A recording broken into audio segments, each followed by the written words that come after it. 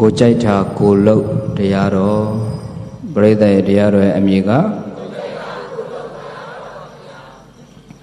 ကိုကြိုက်တာကိုလှုပ်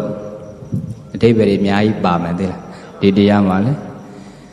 ကိုကြိုက်တာတွေကိုတွေလှုပ်ကုန်လို့ပြဿနာတွေတက်ထားတယ်အများကြီးပဲ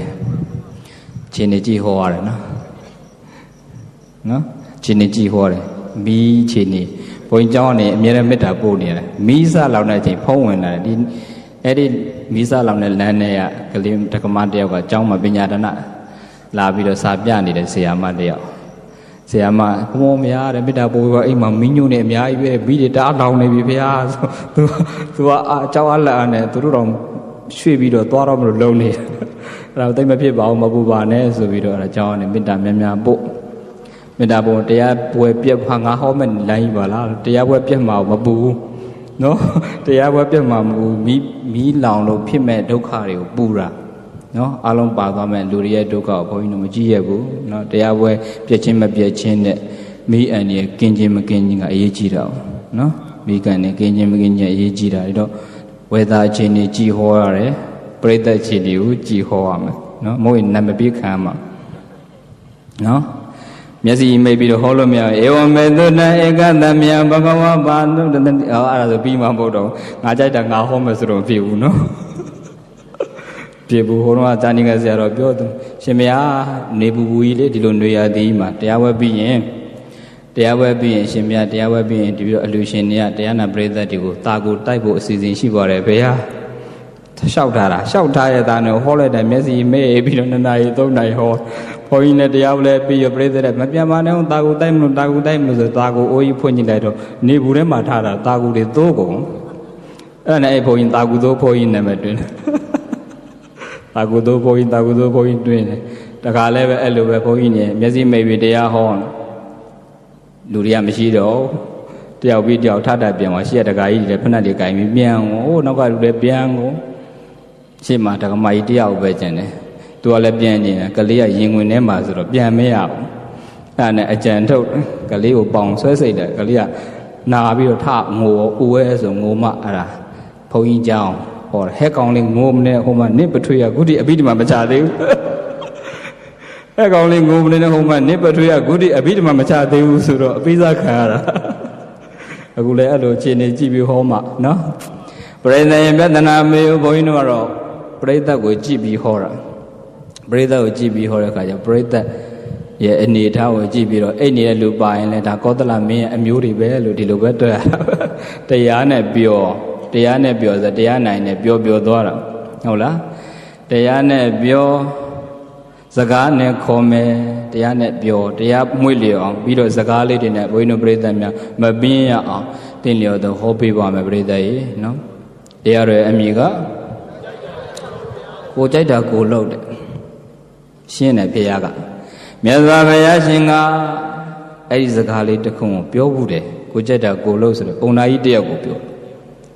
ကိုကြိုက်တာကိုလှုပ်ဆိုတဲ့ဒီတရားလေးဒီစကားလေးကိုမြတ်စွာဘုရားရှင်လက်ထက်ကပုံနာကြီးတယောက်ကိုဖေရကမိန့်တော်မူတယ်အဲ့ဒီပုံနာကြီးကလည်းမုတ်ဆိုးကြီးတောလိုက်လုပ်ငန်းကိုလုပ်နေတဲ့မုတ်ဆိုးကြီးဒါပေမဲ့အဲ့ဒီမုတ်ဆိုးကသူယူထားတဲ့အမျိုးသမီးကသောတာပန်မြတ်စွာဘုရားရှင်လက်ထက်ကပရိသတ်ရဲ့သောတာပန်နဲ့ညာတဲ့မုတ်ဆိုးရှိတယ်လို့မုတ်ဆိုးနဲ့ညာတဲ့သောတာပန်လည်းရှိတယ်ဒကမကသောတာပန်တကကမုတ်ဆိုးလှုပ်တဲ့အလုံးတောတဲ့ထွက်ပြီးတော့သူများအသက်တွေတက်ပြီးတော့အသက်မွေးဝမ်းကြောင်းလှုပ်ရတဲ့မုတ်ဆိုးအဲ့ဒီဒကမကသောတာပန်ဆိုတော့ပရိသတ်က၅ပါးလုံပြီလားမလုံသေးဘူးလားလုံသွားပြီ၅ပါးတည်းတော့လုံးဝလုံသွားတဲ့သောတာပန်သူရတာကမုတ်ဆိုးပုံအဲ့မုတ်ဆိုးအလုံးနဲ့အသက်မွေးတဲ့တကနဲ့ညပုံနာနဲ့အဲ့တော့ तू ကပြောတာပေါ့ရှင်အသက်မွေးဝမ်းကြောင်းနဲ့သိမလုံးနဲ့ဩဒါငါအသက်မွေးဝမ်းကြောင်းပဲသူများအသက်တင်မသက်ဒါငါအသက်မွေးဝမ်းကြောင်းပဲငါကသူများရှိမှမွေးထားတဲ့တတ္တဝါတွေလိုက်တတ်တာမဟုတ်ဘူး तू ကတော်ထဲမှာဘေးမဲ့ပေးထားတဲ့ဘလူးမှာပိုင်ရှင်မရှိတဲ့တတ္တဝါတွေတတ်တာငါအပြစ်မရှိဘူး तू ကအဲ့လိုပြောတယ်အဲ့ဒါနဲ့ तू ကအဲ့လိုမျိုးတော်ထဲသွားလို့ရှင်ဒကမကမိမဝတ္တရားအရာ तू ကတော့ဒကာတော်ထဲမုတ်ဆိုးလိုက်ဖို့ထွက်ပြီးဆိုရင်မြားတွေလေးတွေအကုန်ပြင်ပြီးတော့ပြင်ဆင်ပြီးတော့ပေးရတာတောင်းဝင်တရားရအဲ့တော့ဘာပြောလဲဆိုတော့ပဝိညာပြောလာပြီလူရတာပြောတော့သောတာပန်တဲ့အခုသူ့ယောက်ျားအတွက်ပြင်ဆင်ပေးရလိုက်သူ့ပယောဂလည်းပါတယ်ဘာနာတိဘာနာလုံးတဲ့အထက်မှာဒီအမျိုးသမီးလည်းပါတယ် ပဝိညာဝိုင်းပြီးတော့ကဲရတော့ဒီစကားဖះရှိရောက်သွားဖះရှိရောက်သွားတဲ့အခါကျတော့ဖះကအဲ့ဒီပုံနာတကားလဲလာတယ်အမျိုးသမီးလာတဲ့အချိန်မှာပြောပြတာဖះကဟောတဲ့စကားလေးတခုသိကောင်းတာပါဏိမိစေဝနောနတ္တဟရေယပါဏိနံဝိတံနဗနံဒုက္ခမနွေတိနတ္ထိပါပောအကုတ်ဘိတောစေအကရွေပါဏိမိလက်မဝနောအနာတိနာအတ္တမရှိညာံပါဏိနာလက်ဖြင့်ဝိတံအစစ်ကိုဟရေယကိုင်အောင်ကိုင်ဆောင်နိုင်ရ၏အပနအနာမရှိသောလက်ကိုဒုက္ခအစစ်တိနာအနွေတိမလိုက်ဖူးတဲ့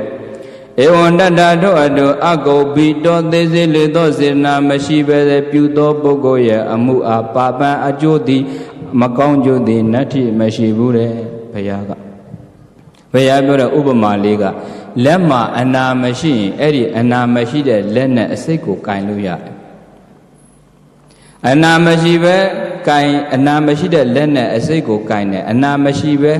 အစိတ်ကိုကင်တဲ့လက်ကိုအစိတ်ကမရောက်ဘူးတဲ့ဧဝံတတထို့အတူပါပဲစေရနာမပါပဲလှုပ်တဲ့အလုတ်တွေမှာပါပန်မကောင်းကျိုးသည်နတ္ထိမရှိဘူးတဲ့ဘုရားကစေရနာနဲ့ကံဆိုအဲ့ဒါပဲဒါကြောင့်မလို့ဘုန်းကြီးစာလေးတစ်ပုဒ်ရေးဖို့တဲ့စမ်းစစ်ခြင်းဆိုတဲ့စာလေးခွက်ထဲကစာဖြူဖြူဟိုလူကလက်နဲ့ယူဒီလူကလက်နဲ့ယူဘသူလက်မှဒုက္ခမပေမင်းလက်မှရွေးပြီးတော့ပူဆက်တဲ့ဝေဒနာပေးတယ်ဆိုရင်တော့မင်းလက်ကိုမင်းပြန်ကြည့်အနာတစ်ခုခုတော့ရှိလိမ့်မယ်တငယ်ချင်းစမ်းစစ်ခြင်းဆိုတဲ့ကြပြခွက်ထဲကစာဖြူဖြူဟိုလူကလက်နဲ့ယူဒီလူကလက်နဲ့ယူဘသူလက်မှဒုက္ခမပေးမင်းလက်မှရွေးပြီးတော့ပူဆက်တဲ့ဝေဒနာပေးတယ်ဆိုရင်တော့မင်းလက်ကိုမင်းပြန်ကြည့်အနာတစ်ခုခုတော့ရှိလိမ့်မယ်တငယ်ချင်းကြပြလေခွက်ထဲမှာထည့်ထားတဲ့စားသူများလဲနှိုက်တာပဲဟိုလူလဲနှိုက်တယ်ဒီလူလဲနှိုက်တယ်ပရိသတ်ရေဘသူပဲနှိုက်နေဘာမှမဖြစ်ဘူးကိုနှိုက်တဲ့အခါကျမှကိုလက်မှာစက်တယ်ပူတယ်ဆိုရင်ဘာဖြစ်လို့လဲကိုလက်မှာအနာရှိလို့ပဲပရိသတ်ရေအဲ့ဒါပဲဒါကြောင့်မလို့သူများတွေမဖြစ်ဘဲနဲ့ကိုကြမှာဖြစ်တယ်ဆိုရင်အဲ့ဒါကိုမှအနာရှိလို့ကိုယ်စိတ်မှာအနာရှိလို့နာနေတာတခုခုရှိနေပြီတရားတော်နဲ့ပတ်သက်ပြီးတော့နာနေတာရှိပြီးတခုခုနဲ့ပတ်သက်ပြီးတော့နာနေတာရှိတဲ့အတွက်ကြောင့်အနာမဖြစ်ကြစေနဲ့တဲ့စိတ်မှာစေတနာနဲ့ကံဆိုတာအဲ့ဒါပဲပြိတ္တလို့တော့လို့တဲ့ကံနေလို့တော့လို့တဲ့စေတနာမပိုင်အဲ့ဒီ reaction မရောက်ဘူးဒါကြောင့်မို့စေတနာကမ္မံဘေကဝေจิตจิตမိတို့ကမ္မံကံဆိုတာတရားမဟုတ်စေတနာပါပဲတဲ့ကံဆိုတာတရားမဟုတ်တဲ့ကံဆိုတာအလုပ်ကိုပြောတယ်အဲ့ဒီအလုပ်ကတရားလုံးမို့စေတနာ volitional action ကိုစေတနာပါတဲ့အလုပ်ဒီကံမြောက်တယ်စေတနာမပါတဲ့အလုပ်ဒီလှုပ်တော့လှုပ်တယ်ကံမမြောက်ဘူးဘုရားကပြောဒီတရားလေးဟောပေးလိုက်တော့ဒကမာကြီးကိုဝိုင်းပြီးတော့ကဲ့ရဲ့နေတဲ့ပြိဿတ်တွေအတန်မရှိတော့သောတာပန်ဒကမာကြီးသူပယောကမပါဘူးဆိုတာဘုရားကအဲ့ဒါလေးနဲ့ဥပမာပေးလိုက်တာတာဝန်အရလှုပ်ပေးပေမဲ့သူ့မှာသေစီလိုတဲ့စေတနာမရှိတဲ့အတွက်ကြောင့်သူ့မှာအပြည့်မရှိဘူးဆိုပြီးတော့ဘုရားကဖြည့်ချင်းချက်ပေးလိုက်တော့ဒါပေမဲ့ဒကမသူ့အမျိုးသားကိုပြောတယ်ရှင်အသက်မသက်နဲ့ရှင်အသက်မသက်နဲ့ပြောနေဒါမှလည်းမရဘူးတနေ့တော့အဲ့ဒီတကမြတ်စွာဘုရားရှင်နဲ့တွေ့အရှင်ဘုရားတပည့်သောတာပန်ဒကမကတပည့်တော်ခဏခဏပြောနေတယ်ဘုရားဟိုအသက်လည်းမသက်နဲ့ဒီအသက်လည်းမသက်နဲ့ဟိုအလုံးလည်းမလုံးနဲ့ဒီအလုံးလည်းမလုံးနဲ့ခဏခဏပြောတယ်ဗျာရှင်မြတ်စဉ်းစားကြည့်ဖေ။ဘုံနာကမြတ်စွာဘုရားတပည့်တော်တတ်တာကသူများအိမ်မှာမွေးထားတဲ့တတ္တဝါတွေလိုက်ခိုးပြီးတော့တတ်နေတာမဟုတ်ဘူးဖေ။တပည့်တော်တောထဲမှာပိုင်ရှင်မရှိတဲ့ဘေးမဲ့ဘေးထားတဲ့တတ္တဝါတွေတတ်တာဖေ။ဘုရားလျှောက်တော့ဘုရားကဘာမှတွေ့တွေ့မပြောဘူး။ဒကာပုံနာကြီးဒကာကြီးကိုကြိုက်တာကိုလို့အကောင်းဆုံးပဲ။ဘုရားကအဲ့လိုပြောတယ်။ဘုရားကဘာပြောလဲ။ကိုကြိုက်တာကိုလုံးအကောင်းဆုံးပဲအဲ့စကားလေးပြောလိုက်တော့ပုံနာကြီးကသဘောတွေကြားပြီးအဲ့စကားလေးယူပြီးအိမ်ပြန်သွားနေကငါ့ကိုဟိုပြောဒီပြောနေတာနင်တို့ဆရာသမားမြတ်စွာဘုရားရှင်ကတော့ငါ့ကိုဒီစကားပြောသွားတာငါ့ကိုမြတ်စွာဘုရားရှင်ကမကန့်ကွက်ဘူးငါ့ကိုအသက်မသက်နဲ့လို့လည်းမပြောဘူးတဲ့ငါဗျာမြတ်စွာဘုရားရှင်ငါ့ကိုမိန့်တာတခုပဲရှိတယ်ကိုကြိုက်တာကိုလုံးအကောင်းဆုံးပဲလို့ဘုရားကပြောသွားတာဒီလိုဟိုပြောဒီရောမပြောဘူးဆိုဒကမကိုသွားကြွားတာကဒကမကရှင်ကဘုရားစကားကိုသိကြနားမလဲဘူးဘုရားပြောတော်မူတဲ့စကားကအဲ့ဒါမဟုတ်ဘူးကိုကြိုက်တာကိုလုံးကိုမကြိုက်တာကိုမလုံးနဲ့ဒါပဲ ကိုကြိုက်တာကိုလုံးကိုမကြိုက်တာကိုမလုံးနဲ့အဲ့ဒီချက်သုံးချက်ဘုန်းကြီးဒီနေ့ message ပေးမယ်ကိုကြိုက်တာကိုလုံးကိုမကြိုက်တာကိုမလုံးနဲ့နံပါတ်1တစ်ချက်နောက်တစ်ချက်ကကိုကြိုက်တာကိုလုံးကိုမကြိုက်လဲကိုလုံးရမယ်နှစ်ချက်နောက်တစ်ချက်ကကိုကြိုက်တာကိုလုံးကိုကြိုက်တိုင်းလဲကိုမလုံးနဲ့ဘယ်နှချက်လဲအဲ့ဒီသုံးချက်ပြိဿကိုကြိုက်တာကိုလုံးကိုမကြိုက်တာကိုမလုံးနဲ့ကိုကြိုက်တာကိုလုံးကိုမကြိုက်လဲကိုလုံးရမယ်ကိုကြိုက်တာကိုလုံးကိုကြိုက်တိုင်းလဲကိုမလုံးနဲ့ရှင်းပြီသားလက်တွေ့ you have to apply in your life practically ပဲဘဝမှာမြတ်စွာဘုရားရှင်တရားတော်တွေလက်တွေ့ကျင့်သုံးဖို့ပဲအရေးကြီးတယ်ပြိဿဘုရားလမ်းညွှန်ပေးတယ်ကိုကြိုက်တာကိုလုံးကိုမကြိုက်တာကိုမလုံးနဲ့ရှင်းပြီသားကိုကဘာလေးကြိုက်တယ်ပြိဿအကောင်းကြိုက်လားအဆိုးကြိုက်လားအကောင်းကြိုက်တာပဲကိုအကောင်းကြိုက်ရင်ကိုကဘာလုပ်ရမလဲအကောင်းလုပ်ပြရမှာပဲဗျာရှင်းတာပဲကိုကြိုက်တာကိုလို့ဆိုအဲ့ဒါပဲကိုကသူများကကိုကိုကောင်းကောင်းမွန်မွန်ဆက်ဆံခြင်းရင်ကိုကကောင်းမွန်ဆက်ဆံရမယ်ဒါပဲသူများကကိုကိုရိုးရိုးသေးသေးဆက်ဆံစေခြင်းရင်ကိုကရိုးရိုးသေးသေးဆက်ဆံပြသူများကကိုကိုပြုံးပြစေခြင်းရင်ကိုကပြုံးပြ you have to train yourself first ကိုကအရင်စဒါကိုကြိုက်တဲ့ဟာလေကိုကြိုက်တာကိုလို့ဆိုအဲ့ဒါပဲကိုကကောင်းတာကြိုက်ရင်ကိုကအရင်ကောင်းတာစလုပ်ပြတချို့ကိုကတော့ကောင်းတာကြိုက်တယ်သူများကြတော့မကောင်းတာတွေပဲလိုက်ပြီးတော့လုပ်စီ do as I say not as I do you have to train yourself first ကိုကအရင်စဒါကိုကြိုက်တဲ့ဟာလေကိုကြိုက်တာကိုလို့ဆိုအဲ့ဒါပဲကိုကကောင်းတာကြိုက်ရင်ကိုကအရင်ကောင်းတာစလုပ်ပြတချို့ကိုကတော့ကောင်းတာကြိုက်တယ်သူများကြတော့မကောင်းတာတွေပဲလိုက်ပြီးတော့လုပ်စီ do as I say not as I do တဲ့ငါပြောတယ်လို့လုံးငါလို့တယ်လို့မလုံးနဲ့အဖေကအရက်သမသားကိုအရက်တော့မင်းအရက်မတောင်းနဲ့ကိုကတော့အရက်ပလင်းထောင်ပြီးတော့အရက်တောက်ပြီးတော့သားကြတော့မတောင်းနဲ့ဆိုတော့ဒါသိမဟုတ်ဘူးကိုကြိုက်တာကိုလုပ်ပြီးတော့သူကြတော့မလုံးနဲ့ပရိသတ်ရဲ့တကြို့ကိစ္စတွေမှာကိုကြိုက်တဲ့အရာလေးတွေကကောင်းတာလေးတွေရှိတယ်အဲ့ဒါကောင်းတာလေးတွေကိုကိုကကြိုက်ရင်ကိုကအရင်စလုပ်ပြကိုကြိုက်တာကိုလို့ဆိုကိုကောင်းတဲ့အရာလေးတွေကိုကြိုက်လို့ရှိရင်ကိုကအရင်အဲ့ဒါလေးတွေကိုလက်တွေ့ကျင့်သုံးပြမှလက်တွေ့ဘဝထဲမှာတချို့ဆိုရင်လေကိုယ့်ကိုသူများကအယူသေးပေးတာကြိုက်တယ်အဲ့ဒါဆိုကိုကအရင်အယူသေးပေးရတယ်အယူသေးပေးကိုကအရင်စားနှုတ်ဆက်ရတယ်ကိုကအရင်ပြောပြရတယ်ကိုကအရင်နှိမ့်ချပြရတယ်တဲ့အဲ့ဒါကိုကြိုက်တာကိုမကြိုက်တာကိုမလုံးနဲ့ဆိုကိုယ့်ကိုသူများကဆဲရတာဆိုကြိုက်မလားမကြိုက်ဘူးအဲ့ဆိုကိုကမသိနဲ့ဟုတ်လားကိုတော့မကြိုက်ဘူးလေကိုမကြိုက်ရင်သူများလည်းကြိုက်မှာမဟုတ်ဘူးဆိုကိုမကြိုက်တဲ့အရာကိုကိုကအရင်စမလုံးနဲ့ဒါပဲရှင်းတယ်ကိုကြိုက်တာကိုလုံးကိုမကြိုက်တာကိုမလုံးနဲ့တဲ့လောကကြီးမှာပြိဿရဲ့ကြိုက်တာကလှုပ်ကြီးဆိုရင်လိုက်လို့ကိုပြီးမှာမဟုတ်တော့ဟုတ်လားကိုကြိုက်နေတဲ့အရာတွေကအများကြီးပဲတဲ့ပြိဿရဲ့ဒါပေမဲ့လည်းအဲ့ဒီကြိုက်တိုင်းတာလုံးမယ်ဆိုရင်လောကမှာလိုက်ပြီးလို့ဆုံးမမဟုတ်တော့ဘူးဆိုတော့မြတ်စွာဘုရားရှင်ကအရင်ဆုံးကိုယ်တိုင်ပြုပြင်ရမယ်အတ္တဟိအတ္တနောနာတော်ရကိုသာအာကိုရာကိုသာကိုကွယ်ရာကိုကအရင်စားပြီးတော့ပြုပြင်ရတယ်တဲ့ဗုဒ္ဓဘာသာမှာကောင်းတာလေးတွေကိုကြက်လို့ရှိရင်အဲ့ဒါလေးတွေကိုကအရင်စလုပ်ပြကိုမကြိုက်ဘူးဆိုရင်ကိုကအရင်စမလုပ်နဲ့တဲ့သူစရိုက်နဲ့ဒုစရိုက်ဒါပဲဘာနဲ့ပါတော့သူစရိုက်နဲ့ဒုစရိုက်ဆိုတာကောင်းတဲ့အလုပ်ဒုစရိုက်ဆိုတာမကောင်းတဲ့အလုပ်တချို့ကကိုရတာလေသူများကိုကောင်းတာလုပ်စေချင်တာကိုကြတော့မကောင်းဘူးဟုတ်လားကိုရာနေခြင်းသလိုနေတာကိုပတ်ဝန်းကျင်ကလူတွေကိုနဲ့ဆက်ဆံတဲ့လူတွေကိုကောင်းစေခြင်းနဲ့ကိုရတာဟုတ်တာလုံနဲ့ကိုနဲ့ပတ်သက်တဲ့အမျိုးသမီးတွေကိုနဲ့ပတ်သက်တဲ့ချစ်သူဤစားတွေကိုမကောင်းတာမလုပ်စေခြင်းဘူးတဲ့ဒါပဲတော့သူစရိုက်ကိုကိုကကြိုက်တယ်လို့ကိုကလည်းပဲအရင်စလုပ်ပြဒုစရိုက်ကိုဒုစရိုက်ဆိုမကောင်းတဲ့အလုပ်မကောင်းတဲ့အလုပ်ကိုကမကြိုက်ဘူးဆိုရင်ကိုကအရင်စမလုပ်နဲ့ဒါထုံးစံပဲအဲ့တော့တိုင်းပြည်မှာလည်းပဲဘုန်းကြီးတို့တစ်ခါခါကြာရင်လည်းပြောပါတယ်အခုလုပ်နေတဲ့လုပ်ငန်းတချို့လုပ်ငန်းလေးတွေမှာ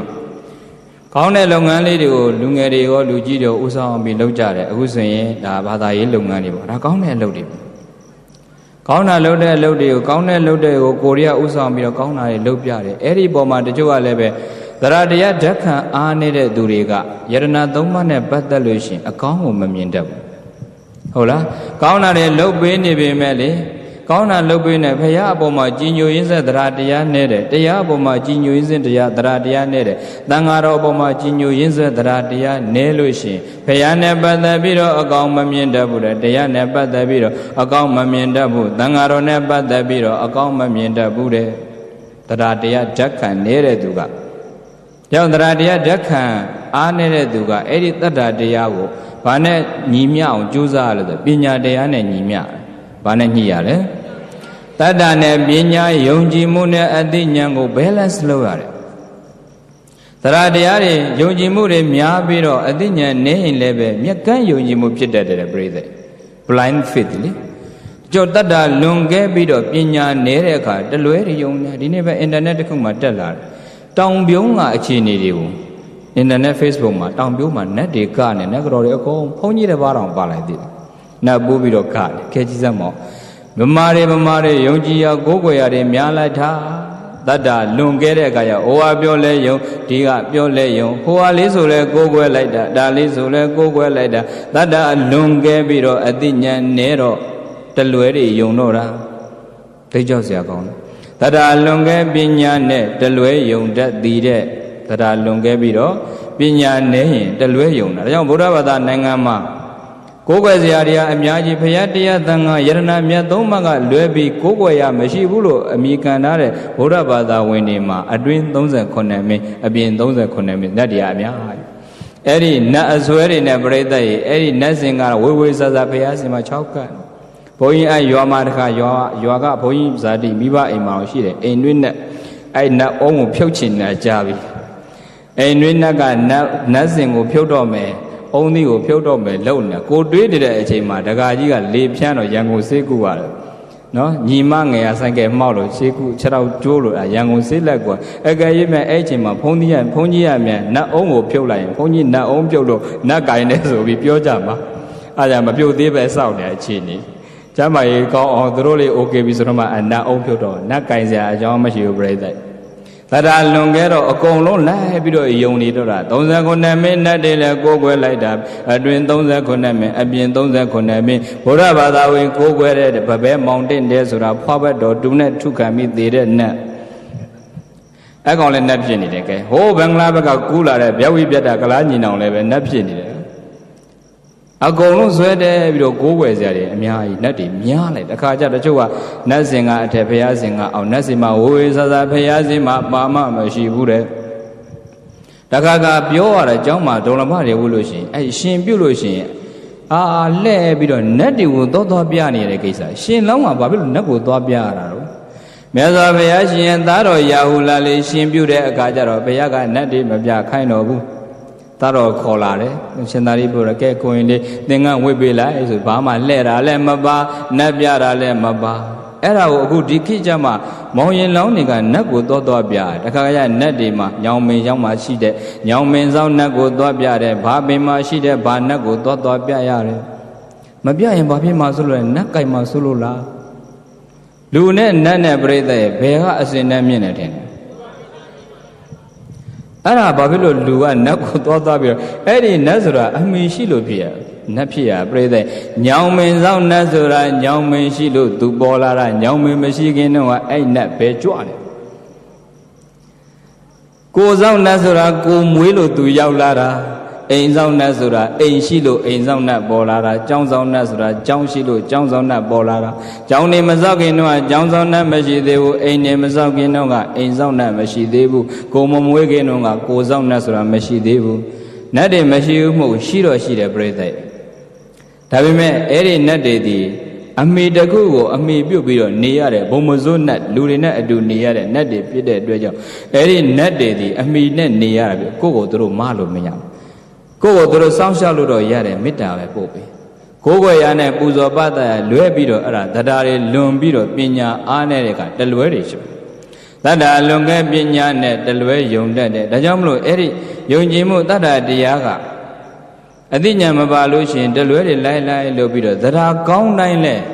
အကျိုးသက်ရောက်မှန်တာမဟုတ်စေတနာကောင်းတိုင်းလဲအကျိုးသက်ရောက်မှန်တာမဟုတ်ခုနကစေတနာသာအဓိကလို့ဘုရားဟောပေမဲ့အဲ့ဒီစေတနာကိုဘုရားကblind စေတနာမထားဘူးအသိဉာဏ်ရှင်တဲ့စေတနာမျိုးကိုသာလင်ကံမြောက်တယ်လို့ပြောတာ အသိဉာဏ်မပါတဲ့စေတနာဆိုရင်တရားတရားကောင်းတဲ့စေတနာကောင်းနေမဲ့ဉာဏ်မပါရင်တလွဲအကျိုးသက်ရောက်မှုဖြစ်တယ်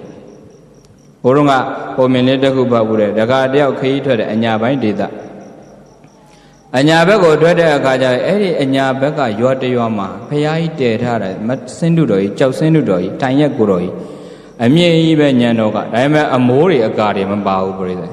အဲ့တော့နေဘူးဒီလိုနေခေါင်းခေါင်းနေပူပူကြီးထဲမှာဖရာစင်းတုတော်ဒီတိုင်းထားနေတာတွေ့တဲ့အခါကျတကားအစိတ်မကောင်းတရားတရားတက်ကန်ရှိအော်ဒီရွာကလူတွေအတော်အသိဉာဏ်နေတာပဲမြတ်စွာဘုရားရှင်ကိုအမိုးအကားမပါပဲဒီတိုင်းနေပူကြီးထဲမှာထားတဲ့အတော်အသိဉာဏ်နေတာညံ့လိုက်တာဆိုစိတ်မကောင်းလို့တော့ဖရာနေရိပ်အောင်ဆိုပြီးအဲ့ဒီတကားကသူစည်းလာတဲ့ဖဏကလေးကိုချွတ်ပြီးတော့ဖရာကောင်းပေါ်တင်သူရဲ့စေတနာနော်ပရိသတ်ရဲ့စေတနာကောင်းလို့တော့ဖယားနေရအောင်ဆိုပြီးတော့သူကတော့နေပူကျဲတဲ့ကြီးမှာခြေဘွားအပူကံပြီးတော့ဒီတိုင်းလမ်းလျှောက်သွားတာဖယားကိုနေရပါစေဆိုတဲ့စေတနာစစ်မှန်တဲ့စေတနာနဲ့သူကအဲ့ဒီဖဏကလေးချုပ်ပြီးတော့ဖယားကောင်းပေါ်တင်ပြီးထွက်သွားတာနောက်တစ်ယောက်ကလာတယ်ဒီဖဏဖယားကောင်းပေါ်ဖဏကြီးတွေ့စိတ်မကောင်းအော်ဒီရွာလူဒီလောက်မှအသိဉာဏ်မရှိဘူးဖယားကောင်းပေါ်မှာဖဏကြီးနဲ့ဆိုပြီးသူကအဲ့ဖဏကလေးကိုချပြီးရှ िख ိုးပြီးတော့သူလည်းထွက်နေရာလုံးကစေတနာကောင်းတာပဲပြိဿရဲ့ဘယ်သူကပိုကောင်းတယ်ထင်တယ်ပထမလူလားဒုတိယလူလားပထမလူကစေတနာပိုကောင်းတာပေါ့ဟုတ်လားသူမစည်းပဲနဲ့ဖဏကိုဖရာဥကောင်းပေါ်တင်ပြီးတော့သူကတော့နေပူကျဲတဲ့ကြီးမှာခြေဘွားအပူခံပြီးတော့ထွက်သွားတဲ့သူ့ရဲ့စေတနာကအမခံပါပဲတဲ့စေတနာကမ္မံဘေကဝေလို့ပြောရင်ဘေကဝေจิตသားจิตသမီးတို့စေတနာကမ္မံကံဆိုတာစေတနာပါပဲလို့ဆိုရင်ဒါသူစေတနာနဲ့ကျွေးသေးသေးတောင်စားရသေးတာဆိုတော့ဒါပေမဲ့ပရိသတ်ရဲ့အဲ့ဒီစေတနာသည်အသိဉာဏ်မပါတဲ့အခါကျတော့သူတလွဲလောက်တာအကယ်၍မှာဖယားကောင်းပေါ်ကိုဖဏမတင်ပဲနဲ့အသိဉာဏ်ရှိတဲ့လို့ဆိုဖယားနေရိပ်စေခြင်းလို့ရှိရင်သူဝစ်လာတဲ့အပေါ်အိမ်ချုပ်ပြီးတင်ရောမရဘူးထီလေးပါလိုက်ထီလေးတင်ရောမရဘူးလားသတင်းစာလေးတင်ရောဘာမှတင်စာမရှိဘူးဆိုရင်အဲ့ရွာဘေးမှာရှင်ငပြောပင်တော့ရှိမှာငပြောရွယ်လေးဖြတ်ပြီးတော့တင်ရောမရဘူးတတ္တာလွန်ကဲပြီးတော့အသိဉာဏ်နည်းလို့ရှိရင်စေတနာဘလောက်ပဲကောင်းကောင်းတလွဲအကျိုးတွေပဲဒါကြောင့်မလို့စေတနာကောင်းတဲ့အကျိုးသက်ရောက်မှုမှန်တာမဟုတ်စေတနာကိုအသိဉာဏ်လေးနဲ့ရှင်မှအကျိုးသက်ရောက်မှုမှန်တာဘုရားကပြောတာခါခါကျတရားတရားကောင်းကောင်းနဲ့လှုပ်တော့တာပဲအဲ့ဒီတရားတရားကိုအသိဉာဏ်မပါပဲတဲ့အခါကျတလွဲတရားတရားတွေပြစ်ပြီးတော့ရက်ွယ်ထဲမှာဟိုပြောတေးပြောအပြောခံရတာတွေရှိတတ်တယ်တဲ့ကောင်းတော့လှုပ်တာပဲအဲ့ဒီကောင်းတဲ့အလုပ်ပေါ်မှာအသိဉာဏ်လေးရှင်ပြီးတော့လှုပ်မှအကျိုးသက်ရောက်မှန်တယ်တတ္တလွန်ကဲပညာနဲ့တလွဲယုံတတ်တယ်တဲ့ပညာလွန်ကဲတတ္တနဲ့ဆင်လဲကောက်ကျစ်တယ်တစ်ဖက်ကလည်းပညာအားကောင်းတဲ့ပုဂ္ဂိုလ်တွေရှိတယ်ပညာအားကောင်းတဲ့ပညာအားကောင်းပြီးတော့သရတရားနည်းသွားရင်ဆင်းလဲကောက်ကျစ်တယ်ဒါကြောင့်ပညာတက်များသရတရားရော့လာပြီဆိုပညာတက်များရုပ်မာလို့ရှင်လိုက်မမီတော့မကောင်းတဲ့ဉာဏ်နဲ့ဉာဏ်တက်တယ်အကုန်ပေးတာမကောင်းတဲ့ဉာဏ်နဲ့ဉာဏ်တက်သရတရားကနည်းလာတဲ့အခါကျသူတို့ရှိမှကအသိဉာဏ်ကရှိပြီးသားသရတရားနည်းလာတဲ့အခါကျဘုရားကိုလည်းပဲဘလို့ဝေဖန်မယ်တရားကိုလည်းဘလို့ဝေဖန်မယ်သံဃာကိုလည်းဘလို့ဝေဖန်မယ်ဘုန်းကြီးတို့2009ကအဲ့ကိစ္စဖြစ်တာပညာရှိတရားနည်းတဲ့ပညာရှိကိုခန့်ထားလိုက်တာဒါကြောင့်မလို့ဟိုတုန်းကအစိုးရမင်းများဆိုရင်ပညာတတ်တွေမွေးထားတာပညာတတ်တွေထောက်ပံ့ပေးတာမကောင်းတဲ့အသိဉာဏ်တွေမှာအကြံဉာဏ်တွေပေးဖို့မကောင်းတဲ့နေရာတွေဒါကြောင့်မလို့သူတို့လှုပ်တယ်အကြံဉာဏ်ပေးမဲ့သူအစဉ်ပညာတတ်များကိုထားတာအဲဒီ2009တုန်းကအကြံဉာဏ်ပေးတဲ့တရားနည်းတဲ့ပညာတတ်ကဘလို့အကြံပေးလိုက်ဟာအပြင်ထွက်တာဘုန်းကြီးအတုတွေပေါ့ဘုန်းကြီးအစစ်ဆိုတာပရိယပတိပတ်ပဲလုံနေတော့တာတဲ့စာသင်တိုင်းထဲမှာပဲကျောင်းထဲမှာပဲရှိတယ်အပြင်ထွက်ပြီဆိုရင်ဒါအတုတွေပဲကွာဆိုမင်းတို့ရိုက်လဲပဲဘာမှမဖြစ်ဘူးဆိုပြီးတော့အဲ့ဒါမြောက်ပေးလိုက်တာပဲပညာတတ်များကအကြံပေးလိုက်တော့တရားနေတဲ့ပညာတတ်များကအကြံပေးလိုက်တော့ပညာမဲ့တဲ့အဲ့ဒီလူမိုက်တွေအဲ့တော့ဆွမ်းအားရှင်ဆိုတော့ဘာဆိုတော့ကြားတာပဲအရက်တော့ရက်ွက်ထဲမှာသိုးပေနေတဲ့ကောင်တွေအဲ့ဒါဘုန်းကြီးကောင်းသွားရပြီထောင်ထဲထဲတော့အဲ့ဒီကိစ္စတွေရှိခဲ့တယ်တတ္တလွန်ကဲပညာနဲ့တလွဲယုံတတ်တယ်ပညာလွန်ကဲတတ္တနဲ့ဆင်းလဲကောက်ကျစ်တယ်တဲ့ပညာလွန်ကဲတဲ့လူကတတ္တနဲလို့ရှိရင်ဟာဘုရားကိုးကွယ်စရာမလိုစိတ်တည်းရှိရင်ပြီးတာပဲတရားဆိုတော့အားထုတ်စရာမလိုဘုရားကစိတ်တည်းရှိရင်ပြီးတာပဲဆိုအဲ့လိုအတွေးတွေနဲ့လက်တွေ့ practical practice မလုပ်ဖြစ်တော့ပဲလေပညာလွန်ကဲပြီးတတ္တနဲ့အဲ့လိုဖြစ်တတ်တယ်ဘိုးတော်ကနွားနို့ပို့တဲ့ကလာကြီးတူ နောင်တို့ပို့တဲ့ကလားကြီးဆိုဘုန်းကြီးကကလားလို့ပြောတယ်ချို့ကလည်းနှိမ့်နေပဲမနာပါနဲ့ပညာအားဖြင့်ပြောတာနော်ဟောရပညာဆိုဘုရားလည်းမပယ်ဘူးလေဟုတ်လားပညာကိုပညာအနေနဲ့သုံးတယ်ပရမတ်ကတာတယ်မြဲတာပညာကတော့ဟိုနေရာအမှန်တရားဆိုဒီနေရာဒီစကားသုံးတာဒီနေရာအမှန်တရားဆိုဒီနေရာဒီစကားပဲသုံးတာပညာသုံးတာဗမာပြည်မှာဟောရပညာအပြင်ဒီလူမျိုးကိုကလားလို့ခေါ်တယ်တရုတ်လို့ခေါ်တယ်အဲ့ဒါမနာကြနဲ့အဲ့ဒါကိုကလားခေါ်ရင်မိမဆုံးမဖာမဆုံးမဖြစ်တာတော့ဒါသိသဘောမကြောက်ဟုတ်လားဟောရပညာတွေနဲ့လေနှိမ်ခေါ်တာမဟုတ်ဘူးဟုတ်လားအခုတော့မဟုတ်ဘူးတဲ့တခြားလူမျိုးတွေနဲ့ခေါ်ပါလားတဲ့အစ္စလမ်မွတ်စလင်ခေါ်လို့တော့ရပါတယ်လူမျိုးကိုအစ္စလမ်လူမျိုးမွတ်စလင်လူမျိုးအစ္စလမ်ဘာသာမွတ်စလင်လူမျိုးဒီလိုပြောလို့ရတာဒါပေမဲ့ရေးတုံးတွေကသုံးလာတဲ့ဟာတွေလူမျိုးတော့ပြောင်းသုံးလို့ရတယ်ဒါသူတို့ထိုင်နဲ့တို့တွေထိုင်နေတဲ့ကလထိုင်ကြတော့အစ္စလမ်ထိုင်လို့ပြန်ပြောဖို့အဆင်မပြေတော့ဘူးဟုတ်လားကလထိုင်ပဲပြောမှာပဲလေချက်စားနေတဲ့ပဲဟင်ကလားပဲဟင်လို့ခေါ်တာဟုတ်အဲကြောင့်မှအစ္စလမ်ပဲဟင်ဆိုတော့လေစကားကအစင်မပြေတော့လွတ်တော်တင်ပြီးတော့ဒါမဲခွဲပြီးစုံပြတ်မှာဟောရတာပညာမှာရတော့မယ်ဟုတ်လားဟောရတာပညာဆိုတာပညာကတော့ပညာအတိုင်းပဲပယ်လို့မရဘူးနှိမ်ပြောတာမဟုတ်ပါဘူးတဲ့ပရိသတ်ရေတော်ရေပဲတောက်ရေခွက်တဲကရေလဲရေပဲကုရီတဲကရေလဲရေပဲကုရီတဲကရေတောက်ပါဆိုတော့မတော့ဘူးသူဟာနဲ့သူပညာကသူ့နေရာနဲ့သူသမုဒိသစ္စာအမှန်အပြင်မှန်နေတာဘုန်းကြီးတို့နှိမ်မခေါ်ပါဘူးဟုတ်လားသူ့လူမျိုးသူ့ဟာသူရှိနေပြီးသားဖြစ်တဲ့ဘုန်းကြီးတို့မြန်မာလူမျိုးကိုတရုတ်ကမြန်သေးလို့ပြောတာဟုတ်လားယိုရီးယားကဖာမလို့ပြောတာဘာမကိုမပိကလာပြောတော့ဖာမရဖြစ်တာနော်အယုဒ္ဓယကြီးကိုယိုရီးယားကအယုဒ္ဓယကြီးကိုဥအောင်စေရဝရင်တုံနဲ့တက်သိမ်းတာမကျေနပ်ဘူးချိန်တည်းပြင်ကိုမပြင်ဘူးအယုဒ္ဓယမြို့ဟောင်းဖျက်ပြက်တွေဖျားတွေပြက်နေတာအဲ့ဒါဒီတိုင်းထားတာဒါတချို့ဖျားတွေဆိုညောင်မရလှိုက်ပြီးငုံထားတဲ့ခါကျတော့ဥကောင်းတော်လေးပဲပေါ့အယုဒ္ဓယမြို့ဟောင်းအဲ့ဒါနိုင်ငံသားရဲ့လာလို့ရှိရင်ယိုရီးယားကအဲ့ဒါတွေပြရဒါဖာမတွေလှုပ်သွားတာဖာမတွေအဲ့လိုပြောတာဘာမကိုမပိကလာ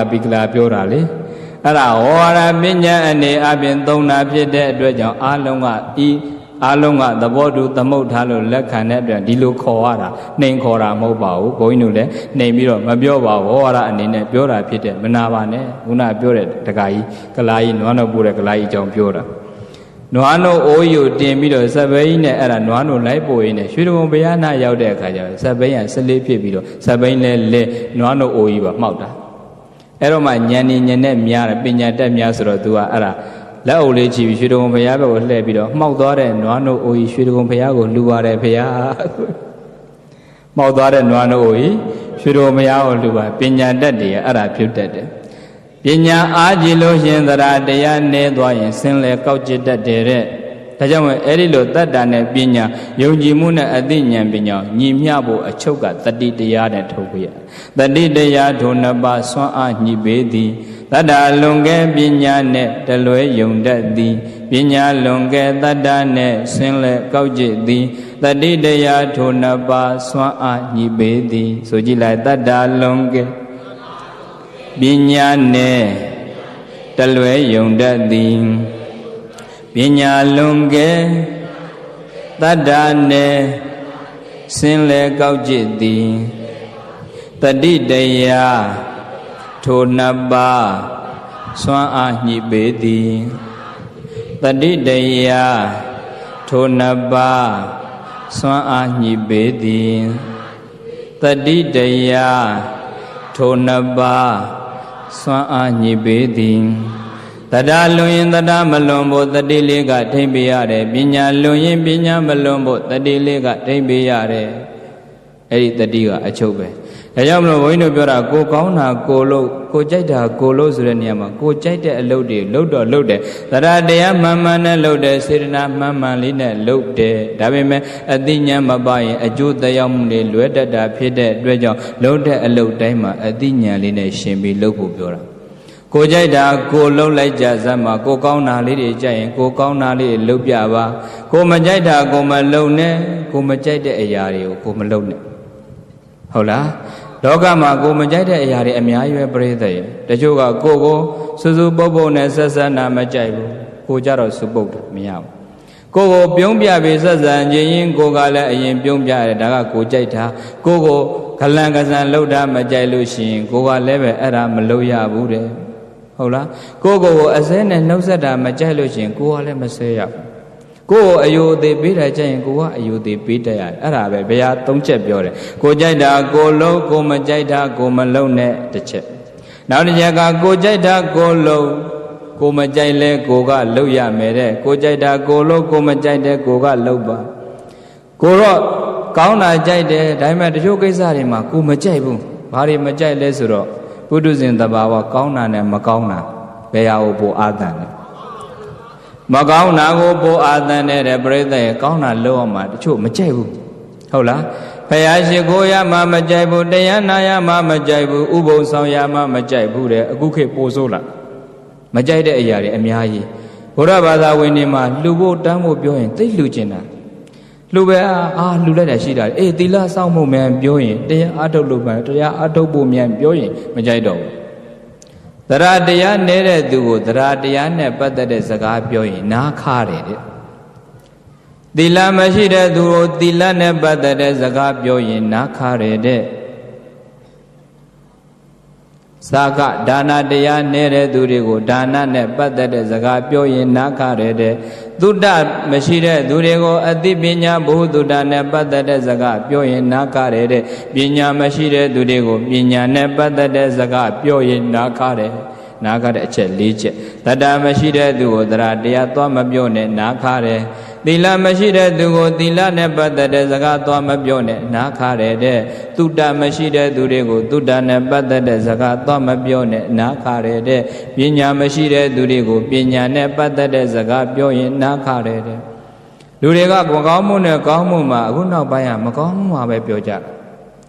ပါပသမေရမတိမနောတတ္တဝါရရဲ့စိတ်ဒီပါပသမေမကောင်းမှုမှာပဲရမတိမွေလျော်တတ်တဲ့တတ္တဝါတွေကမကောင်းတာမှာပဲပြောတယ်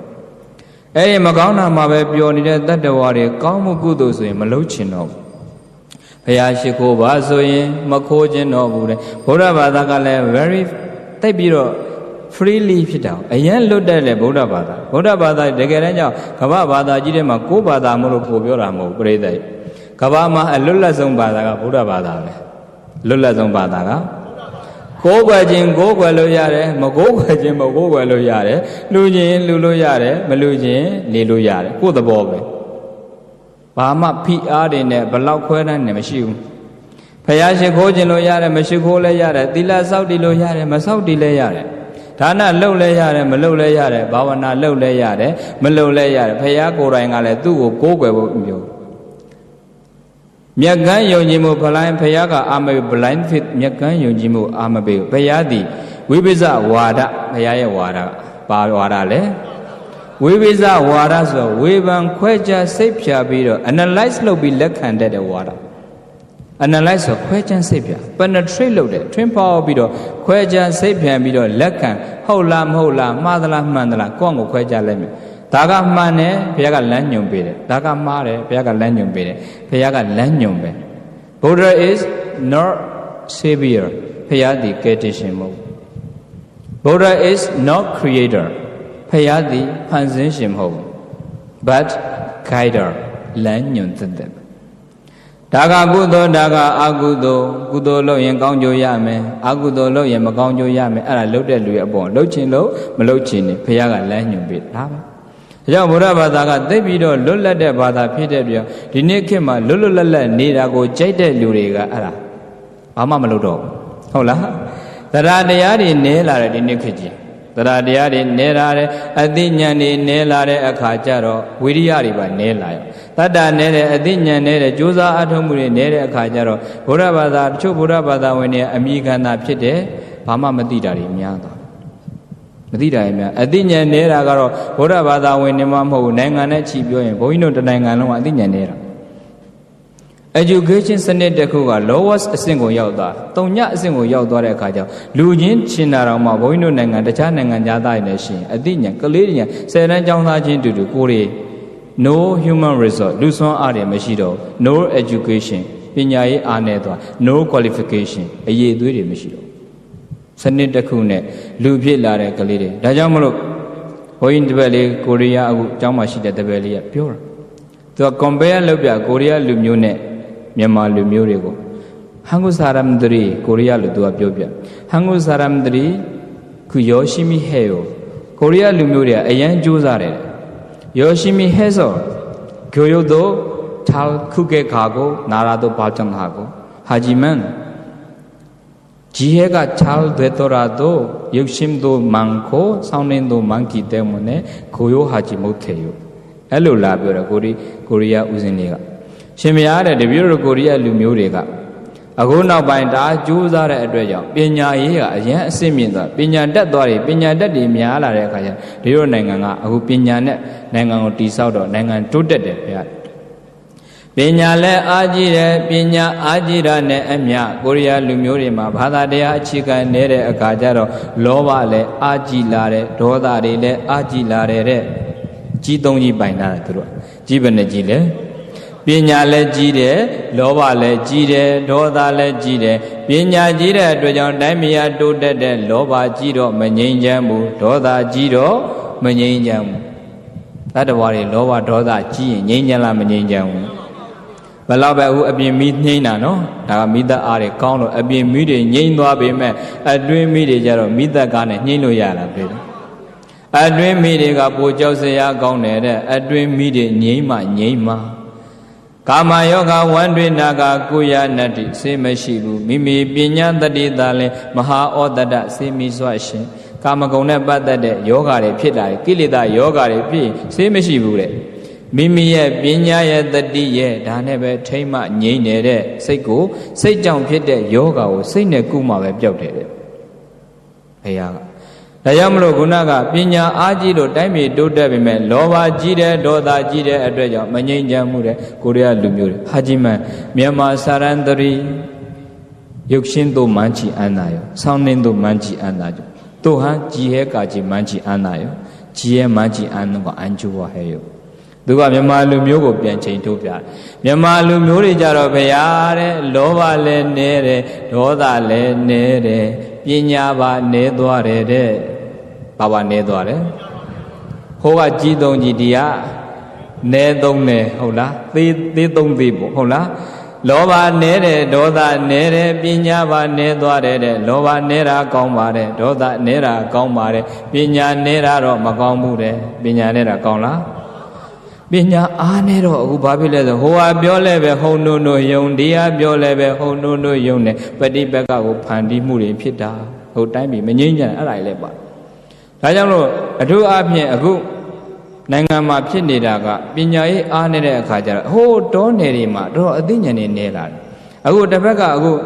အမျိုးသားရေးဝါဒီတွေအမျိုးဘာသာသာနာကိုစောင့်ရှောက်ခြင်းတဲ့ပုဂ္ဂိုလ်တွေကရန်ကုန်မြို့လေးတစ်ဝိုက်မန္တလေးမြို့လေးတစ်ဝိုက်မြို့ကြီးတွေမှာရှိနေတဲ့ပညာတတ်လေးအုပ်စုတွေကိုကြည့်ပြီးတော့လုပ်လို့မရတော့တိုင်းပြည်ကပညာမဲတွေအားနည်းသွားတဲ့အခါကျတော့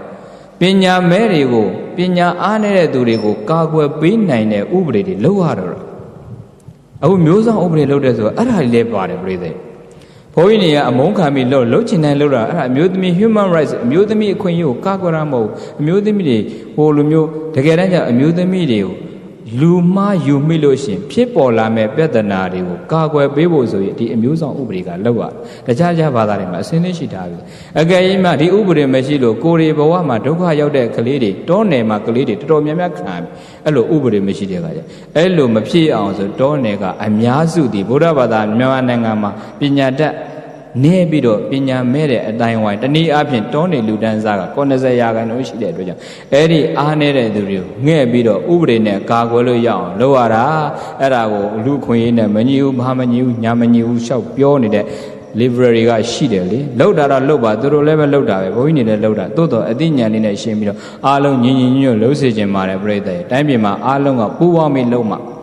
ဒီတိုင်းပြည်တိုးတက်ရေးဒီတိုင်းပြည်ကောင်းစားရေးအတွက်အားလုံးမှာတာဝန်ရှိတယ်ဘုန်းကြီးတို့နိုင်ငံမှာရန်နေဖြစ်လို့မရတော့ဘူးရန်ဖြစ်ရင်သူများတွေကလက်ခမောင်းခတ်မယ်ကိုယ်ရရန်နေဖြစ်ကိုယ်ရမတက်ဘူးတယောက်နဲ့တယောက်ပြဿနာတွေရှားနေတယ်တယောက်နဲ့တယောက်အပုတ်တွေချနေတယ်တခြားလူနဲ့မဖြစ်ဘူးကိုယ်အချင်းချင်းဖြစ်နေကြဘယ်သူနဲ့ဖြစ်နေရလဲကိုယ်အချင်းချင်းဖြစ်နေကိုယ်ပြည်တွင်းမှာကိုဖြစ်နေတာဘယ်လိုလုပ်မလဲကိုယ်တိုင်းပြည်ကောင်းစားသူတို့လည်းသူတို့နည်းနဲ့တိုင်းပြည်ကောင်းစားအောင်လုပ်တာဒီဘက်ကလည်းသူတို့နည်းနဲ့တိုင်းပြည်ကောင်းစားအောင်လုပ်တာအားလုံးမှာတာဝန်ရှိတဲ့အတွက်ညီညွတ်ညှိပြီးလုပ်ရင်သိကောင်းပါတကယ်တမ်းကျတော့ဒီမြန်မာနိုင်ငံကဘုန်းကြီးတို့အားလုံးရဲ့အိမ်ပဲဘုန်းကြီးတို့ဓမ္မတွေရဲ့အိမ်ပဲအားလုံးအမျိုးသားရေးဝါဒီရဲ့အိမ်ပဲလူအခွင့်ရေးဝါဒီတွေရဲ့အိမ်ပဲဘ ုန်းကြီးတွေရဲ့အိမ်ပဲကိုယ်အိမ်ဆိုရင်အားလုံးမှာအိမ်မှာရှိတဲ့အိမ်သားအားလုံးမှာတာဝန်မရှိဘူးလားပြိတ္တအားလုံးတာဝန်ရှိတယ်နော်ဆရာဇော်ကြီးရဲ့ကြပြလေးမင်းအိမ်ဆိုတဲ့ကြပြလေးဘုန်းကြီးတရားဝဲတဲ့တော်တော်များများပြောတယ်ဆရာဇော်ကြီးရဲ့မင်းအိမ်ဆိုတဲ့ကြပြလေးသိကောင်းတယ်မကောင်းမင်းအိမ်ကောင်းမင်းအိမ်ဒီမင်းအိမ်ပြက်ပြိုအမိုးယူသောမညိုသင့်ပါမင်းတက်ဖာပေါ့အကာအကင်ပြက်ယိုယွင်းသောမငင်းစေခြင်းမင်းဆက်ပြင်ပေါ့တဲ့ဆရာကြီးကဖြတ်ပြောတာမကောင်းမင်းအိမ်ကောင်းမင်းအိမ်ဒီမင်းအိမ်ပြက်ပြိုအမိုးယူသောမညိုသင့်ပါမင်းတက်ဖာပေါ့တဲ့မကောင်းလည်းပဲမင်းနေတဲ့အိမ်ကမင်းအိမ်ပဲကောင်းလည်းပဲမင်းနေတဲ့အိမ်ကမင်းအိမ်ပဲတဲ့မင်းအိမ်ပြက်ပြိုအမိုးယူသောမညိုညင်းနဲ့မင်းမှလည်းတောင်းရှိတယ်မင်းတက်ဖာပေါ့အကာအခင်းပြက်ယိုယွင်းသောမငင်းစေခြင်းမင်းဆက်ပြင်ဖို့ကိုယ့်ရဲ့အကာအခင်းနဲ့မကောင်းဘူးမင်းငင်းမနေနဲ့မင်းမှလည်းတောင်းရင်မင်းဆက်ပြင်ဖို့အဲ့ဒီလိုပဲပြိတ္တအခုတော့ကိုယ့်အိမ်ကိုလက်ညှိုးထိုးပြီးတော့အပုတ်တွေချနေတာအဲ့ဒါတွေနိုင်ငံရေးလှုပ်ရှားတဲ့ပုံကိုကျွတ်ရှိတယ်ပြည်ပမှာဒီတိုင်းပြည်မငင်းချမ်းမှာអော်ပြီးတော့တောင်းပြီးတော့လူခွင့်ရေးနဲ့မညီဘူးဆိုပြီးတော့တရားနိုင်ငံလက်ပြန်တောင်းပြီးတော့နေတဲ့ပုံကိုတိုင်းပြည်တကယ်မချစ်ဘူးကိုယ်အိမ်မကောင်းရင်ကိုယ်မှလည်းတာဝန်ရှိတယ်ကိုယ်အိမ်ကောင်းရင်ကိုယ်မှဂုဏ်ရှိတယ်ကိုယ်အိမ်မကောင်းရင်ကိုယ်လည်းဂုဏ်ပြတ်တယ်ဒါကြောင့်မကောင်းမင်းအိမ်ကောင်းမင်းအိမ်ဒီမင်းအိမ်ပြက်ပြို့အမိုးယိုသောမညိုသင့်ပါမင်းတက်ပါပေါ့အကာအကင်းပြက်ယိုယွင်းသောမငင်းစေခြင်းမင်းဆက်ပြင်ပေါ့အားလုံးမှာတာဝန်ရှိတယ်အားလုံးမှာတာဝန်ရှိတဲ့အတွက်ကြောင့်ဒီအိမ်လေးကိုအားလုံးဝိုင်းပြီးတော့ဖိဖိမမလှုပ်ကြစမ်းပါနေရတကာတိုင်းနေရတကာတိုင်းအခွင့်အရေးလို့ပြောလို့မရဘူးလူအခွင့်အရေးဆိုတာပြိတ္တရဲ့ national security နိုင်ငံလုံခြုံရေးနဲ့ရှင်လိုက်ဒုတိယပဲထားလူအခွင့်အရေးပြောပြီးတော့အဲ့ဒါနိုင်ငံလုံခြုံရေးကိုထိကားလာရှင်အမေရိကန်နိုင်ငံလူအခွင့်အရေးဘိုးအိမ်နိုင်ငံလဲသူ့နိုင်ငံလုံခြုံရေးထိကိုင်သွားပြီးတော့အကုန်လုံးဆွဲပလိုက်တော့တာပဲဟုတ်လားနိုင်ငံလုံခြုံရေးကိုထိပါမယ်ဆိုရင်လူအခွင့်အရေးကိုစက္ကန့်နေရာမှာပဲထားပါနိုင်ငံလုံခြုံရေးအရေးကြီးတော့အခုပြောတော့အ ਨੇ စုပြောနေတာအခုဘုန်းကြီးတို့နိုင်ငံကအများစုကအ ਨੇ စုကိုပြန်ကြောက်နေရတာနော်အများစုကအ ਨੇ စုကိုပြန်ကြောက်နေရတာကိုရီးယား80ရာခိုင်နှုန်းအများစုပါပဲဒါပေမဲ့အဲ့ဒီ20ရာခိုင်နှုန်းအခြေမီးဖန်တီးလို့ရတယ်အခြေပြေးပြဿနာရှာအများစုကအ ਨੇ စုကိုပြန်ကြောက်နေရတာဘုန်းကြီးနာပဋိပက္ခဖြစ်စေဖို့စကားတွေပြောပြတာမဟုတ်အဖြစ်မှန်ကိုချပြတာအဲ့တော့တိုင်းပြည်မှာအာဏာရှိတဲ့ပုဂ္ဂိုလ်တွေတာဝန်ရှိတဲ့ပုဂ္ဂိုလ်တွေကကိုယ်တိုင်းပြည်အတွက်တကယ်ချစ်တဲ့စိတ်ကလေးနဲ့ဝိုင်းပြီးတော့ပူပေါင်းပြီးလှုပ်စေခြင်းတယ်။အခုရင်တော့ခဏခဏပြောတယ်ကိုယ်တိုင်းပြည်မှာဒီလိုဗုဒ္ဓဘာသာနိုင်ငံဖြစ်တဲ့ဗုဒ္ဓဘာသာအင်အားကောင်းတဲ့ဒီလိုလမ်းလေးတွေမှာတရားပွဲတွေလို့တရားတွေအေးအေးချမ်းချမ်းနာလို့ရနေတာဟုတ်လား50-50မြန်ဖြစ်သွားရင်နာလို့ရမှာမထင်နဲ့50-50ဖြစ်လာရင်လေအန္တရာယ်သိရှိတော့တာအခုကိုယ်ရင်အားကောင်းနေတော့ကိုယ်တွေတရားနာခွင့်ရနေကြတာငြိမ့်ငြိမ့်ချမ်းချမ်းဓမ္မအတိလေးနဲ့နေလို့ရတာအဲ့လိုတရားဝဲလေးတွေလုပ်ခွင့်ရတဲ့ကောင်ဝမ်းသာရမှာအဲ့ဒီလုပ်ခွင့်ရတဲ့အပေါ်မှာလည်းပဲပူပေါင်းပြီးတော့အာနာပိုင်နေရဆောင်းလျှော့ရမှာတခါကြဘုန်းကြီးစိတ်မကောင်းကိုယ်ပေါင်ကိုယ်လန်တောင်းဆောင်းလျှော့ရမယ်တာဝန်ရှိအာနာပိုင်တွေကဟိုတရားဝဲတွေလုပ်ဖို့ဆိုရင်အမျိုးမျိုးစစ်လိုက်ဆေးလိုက်ရတင်ရတာဘာဖြစ်လို့တာဝန်ရလုပ်တာတော့လုပ်ပါအမှုစစ်တယ်လို့တော့မစစ်ပါဟုတ်လားတရားပွဲကျင်းပတဲ့ကလေးတွေအားရှိအောင်အေးကွာမင်းတို့လည်းလုပ်ဖို့မင်းတို့တာဝန်ငါတို့လည်းငါတို့အတာဝန်ဒီလိုလေးလုပ်ရအခုတော့မဟုတ်ဘူးအာနာရှင်တွေကတချို့ပြောတာနော်ဒီမှာတော့မပါပါဘူးတချို့နေရတယ်အာနာရှင်နဲ့အာနာပြပြီးတော့ဘာမလုပ်ရညာမလုပ်ရဘယ်ဘုန်းကြီးမပင်ရညာဘုန်းကြီးမပင်ရဆိုပြီးလုပ်ပြီးတော့အဲ့ဒီမပင်ရတဲ့ဘုန်းကြီးများလုပ်ရင်တရားပွဲလုပ်လို့ဆိုတရားဆွဲခံရတာရှိတယ်တချို့နေရတယ်မှာတခါကျတော့တရားပွဲတွေမှာလာပြီးတော့ထောက်လန်းကြီးကဘယ်ဘုန်းကြီးလဲကွာဘာတရားဟောမှာလဲဘုန်းကြီးတို့ပွဲဆိုတခါကဟိုမော်ရမြိုင်တို့ဘာတို့မှာဆိုဘုန်းကြီးတို့တရားမပေးတော့ကပ္ပိယတွေတော်ယူမေးတယ်တရားပွဲတွေဘုန်းကြီးတွေဟောတဲ့တရားပွဲတွေမှာဆိုရင်ပြိဿရဲ့ဘုရားဘာသာမြန်မာဘုန်းကြီးတွေဟောတဲ့တရားပွဲတကားပိတ်ပြီးဟောတဲ့တရားပွဲတပွဲမှမရှိဘူးရှိလားခိုးကြောင်ခိုးဝဲတရားပွဲလုပ်တယ်ဆိုတာရှိလားလမ်းဆောင်လမ်းကလမ်းလေးဝါမှာအားလုံးကြအောင်ပုံမွင့်လင်းလင်းထင်းထင်းမြင်မြင်ရိုးရိုးရှင်းရှင်းဖရာဟောတဲ့တရားတွေကို compare လုပ်ပြ reference လုပ်ပြချိန်ထိုးပြီးတော့ညွှန်းဆိုပြီးတော့ပဲဒီလိုပုံမွင့်လင်းလင်းပြောင်ဟောတဲ့ပွဲတွေနော်ပြောင်ကျွေးတယ်ဆိုတာဒီဟာကိုပြောတာပြောင်ဟောတယ်ဆိုတာဒီလိုပဲဟောတာပုံမွင့်လင်းရိုးရိုးသားသားပုံမွင့်လင်းလင်းကြဲကြဲပြန့်ပြန့်ထင်ထင်ရှားရှားဟောတဲ့ပွဲတွေကြတော့အာနာပိုင်အချို့ကထောက်လန်းရဟောလာစုံစမ်းဒီကလာစုံစမ်းလုပ်ပြီးတော့ဟိုမှာတကားတွေပိတ်ပြီးဘာတွေပြောနေမှမသိတဲ့ပွဲကြတော့ဘယ်သူမှမတော်ဘူးဘာတွေမှစားထားတယ်တော့မသိဒါကတော့လေ မသိတဲ့အကြောင်းပြောပြတာလေမသွားဘူးအဲ့ဒီမသွားပဲတကားပိတ်ပြီးဟောနေတဲ့ပြဿနာနဲ့အခုဟိုတလောကသတင်းစာထဲမှာတွေ့လိုက်တယ်မန္တလေးဘက်မှာရှိတဲ့တချို့ဖရာအကြောင်းတွေတချို့ဗလီဝေအကြောင်းတွေမှာလက်နက်တွေတွေ့တယ်ဆိုဖြစ်ကုန်တယ်ဘုန်းကြီးတွေပြောနေကြပြီတကားတွေပိတ်ပြီးဘာတွေပြောနေဘာတွေလုပ်နေမှမသိတဲ့နေရာတွေမှာလက်နက်တွေသွားတွေ့တယ်ဒီပွဲတွေမှာလက်နက်မရှိဘူးတကားကြီးတွေလက်နက်ဆောင်တာလားဓမ္မပဲရှိတယ်နော်တရားနဲ့အေးအေးချမ်းချမ်းပဲရှိတယ်တရားနဲ့အေးအေးချမ်းချမ်းနေတဲ့တရားပွဲတွေကြကြောက်လွန်းလို့ဆိုပြီးတော့ထောက်လန်းရည်တွေအဆောင်နေစုံစမ်းကြတယ်ဟိုမှာတကားတွေပိတ်ပြီးဘာတွေပြောနေမှမသိတဲ့နေရာတွေကြတော့မသွားဘူးတဲ့ဘာတွေမြန်စားထားလို့လည်းမသိဘူးပေါ့ဟိုတုန်းကပြောတာဟိုတုန်းကအစိုးရမင်းများပြောတာပါအခုတော့ကောင်းနေပါပြီအထက်ပိုင်းကအောက်ပိုင်းကတော့လိုပါသေးတယ်နော်အားလုံးကပရိသတ်ပြောချင်တာကအိမ်ဒီအိမ်ကြီးကောင်းစားဖို့အားလုံးမှာတာဝန်ရှိတယ်အာနာပိုင်တွေမှာလည်းတာဝန်ရှိတယ်တာဝန်ရှိတဲ့သူတွေမှာလည်းတာဝန်ရှိတယ်ယဟန်တော်တွေများတာဝန်ရှိပါတယ်အေးတိုင်းသူပြည်သားတွေမှာတာဝန်ရှိတယ်မင်းအိမ်အမိုးပြိုရင်မင်းမှာတာဝန်ရှိတယ်မင်းအိမ်အကာအခင်းနေပြလို့ရှိရင်မင်းမှာလည်းတာဝန်ရှိတယ်အားလုံးဝိုင်းထင်းကြပါဟုတ်လားပြောချင်တာပရိသတ်ရေကိုလုပ်တဲ့အလုပ်လေးတွေမှာကောင်းတာလေးတွေလုပ်တဲ့အပေါ်မှာတခါကျတချို့ကလည်းပဲအဲ့လိုအတိုက်ခိုက်တွေများတဲ့အခါကျကောင်းတယ်လုပ်တဲ့အပေါ်မှာမလုပ်ချင်တဲ့လူတွေရှိတယ်ကိုကြိုက်တာကိုမလုပ်ကိုကြိုက်တာကိုလုပ်ကိုမကြိုက်လဲကိုလုပ်ရမယ်ဆိုတာကကောင်းတဲ့အလုပ်တွေကိုကြိုက်တယ်ဖြစ်စေကိုမကြိုက်တယ်ဖြစ်စေလုပ်ကိုလုပ်ရမယ်ဟုတ်လားကိုကြိုက်တာကိုလုပ်ကိုမကြိုက်တာကိုမလုပ်နဲ့ကိုကြိုက်တာကိုလုပ်ကိုမကြိုက်လဲကိုလုပ်ရမယ်ကောင်းတဲ့အလုပ်တွေလေဖះမရှိခိုးခြင်းလဲရှိခိုးရမှာပဲတရားမနာခြင်းလဲနာရမှာပဲသီလမဆောင်ခြင်းလဲစောင့်ရမှာပဲပတ်ဝန်းကျင်ကပြောမှာတခါခါကျတော့လူတွေရဲ့ဘုန်းကြီးတို့နိုင်ငံမှာကမုဒိတာတရားအားနေတဲ့အကောင်းမြင်တဲ့စိတ်တွေအားနေတဲ့အခါကျတော့တချို့လူငယ်လေးတွေဘာသာရေးတွေလှုပ်ချင်ကြတယ်ဘာသာရေးတွေလှုပ်လို့ရှိရင်လူငယ်အချင်းကြီးကအပြစ်ပြောတာတော်ပဲထွက်တော့မလို့ယူပဲယူသွားတော့မလို့အဲ့လိုပြောတာတချို့ကလေးတွေမှာလေတခါပြန်ပြောတယ်တပြည့်တော့ကောင်းတာလုပ်တာကိုဖေရတဲ့ပတ်ဝန်းကျင်အချင်းချင်းလူငယ်ချင်းညာပုတ်ကတာဒီကောင်ဘုန်းကြီးပဲဝတ်တော့မလို့သီလရှင်ပဲဝတ်တော့မလို့တကယ်ဘာသာရေးလိုက်စားတဲ့ကလေးတွေကြတော့တာဓုမခေါ်တဲ့အပြင်မပေးတဲ့အပြင်အဲ့လိုရည်သက်သက်လေးပြောတော့တချို့ကလေးတွေကဘုန်းကြီးကျောင်းသွားမှာခိုးကြောင်ခိုးဝဲသွားရတယ်သီလဆောင်တာကိုကြဲကြဲဝန်းမပြောပဲခိုးကြောင်ခိုးဝဲပြောနေရတဲ့ခေတ်ကြီးကောင်းတာလုပ်တာကိုခိုးကြောင်ခိုးဝဲလုပ်နေရပတ်ဝန်းကျင်ကမုဒိတာတရားအားနေပတ်ဝန်းကျင်ဟာသာဓုခေါ်တတ်တဲ့စိတ်ကလေးတွေအားနေတဲ့အခါကျတော့ကောင်းတာလှုပ်တာကိုခိုးကြောင်ခိုးဝဲလှုပ်နေကြရတယ်မကောင်းတာဆိုရင်တော့ပေါ်ထင်ထင်လှုပ်ကြတယ်မကောင်းဒါကြောင့်မလို့ဘယ်သူတွေဘာပဲပြောကောင်းတာလှုပ်ရင်ပတ်ဝန်းကျင်ဘလောက်ပဲပြောပြိဿတ်ရှေ့ပဲဆက်သွားပါနောက်ကတော့ဘယ်တော့မှမဆုတ်ပါကောင်းတာလှုပ်တာလေမကောင်းတာလှုပ်လဲအပြောခံရမှာပဲကောင်းတာလှုပ်လဲအပြောခံရမှာပဲအပြောခံရတာချင်းအတူတူကောင်းတာလှုပ်ပြီးတော့အပြောခံကြဟုတ်လားလောကဓာတ်ဆိုတာအဲ့နေဓာတ်ဆိုတဲ့ကဲ့ရဲ့တယ်လေကဲ့ရဲ့တွေကတော့ကဲ့ရဲ့မှာပဲကဲ့ရဲ့တွေကအလုံးလုံးလည်းပဲကဲ့ရဲ့မှာပဲအလုံးမလုံးတဲ့လူကိုလည်းကဲ့ရဲ့မှာပဲဟုတ်လားကောင်းတာလုပ်တဲ့လူကိုလည်းကဲ့ရဲ့မှာမကောင်းတာလုပ်တဲ့လူလည်းကဲ့ရဲ့မှာကဲ့ရဲ့တာချင်းအတူတူကောင်းတာလုပ်ပြီးတော့ကဲ့ရဲ့ခံလိုက်ကဲ့ရဲ့ခံရတာချင်းအတူတူအလုံးလုပ်ပြီးတော့ကဲ့ရဲ့ခံလိုက်အလုံးလုပ်တဲ့လူမှာပဝန်းကျင်ရိုက်ခတ်မှုရှိမှာလမ်းသွားတဲ့လူမှာခြေရာတွေကြံတတ်တဲ့အလုတ်လုတ်တဲ့လူမှပြောတာဆိုတာတွေခံရမှာပဲဒါသဘာဝပဲသစ်ပင်တွေမှာထိတ်ဆုံးကသစ်ပင်ကပို့ပြီးတော့လေးတိုက်ခံတစ်ဖြက်ပဲကိုယ်တွေအောင်မြင်မှုရလာအဆင့်နေမြင့်လာပို့ပြီးတော့ပတ်ဝန်းကျင်ရဲ့တိုက်ခတ်မှုတန်တွေခံရမယ်အဲ့ဒါကိုရှစ်ဆက်တာသွားကိုလန်းကိုလျှောက်ကိုထမင်းကိုစားဟုတ်လားပတ်ဝန်းကျင်ကတော့ချစ်ရင်အကောင်းပြောမှာပဲမုန်းရင်အဆိုးပြောမှာပဲအဲ့ဒီစကားလုံးတွေကိုလိုက်မခံစားနဲ့စကားလုံးဆိုတာပြည့်ညက်ပဲဟုတ်လားအဲ့ဒီသဘောတိုင်းနေလို့ရှိရင်ပရိသတ်ရဲ့လောကမှာကောင်းတာလုပ်တဲ့လူရှေ့ကိုဆက်သွားလို့ရတယ်ကောင်းတာလုပ်လဲပြောမှာမကောင်းတာလုပ်လဲပြောမှာပဲဆိုတော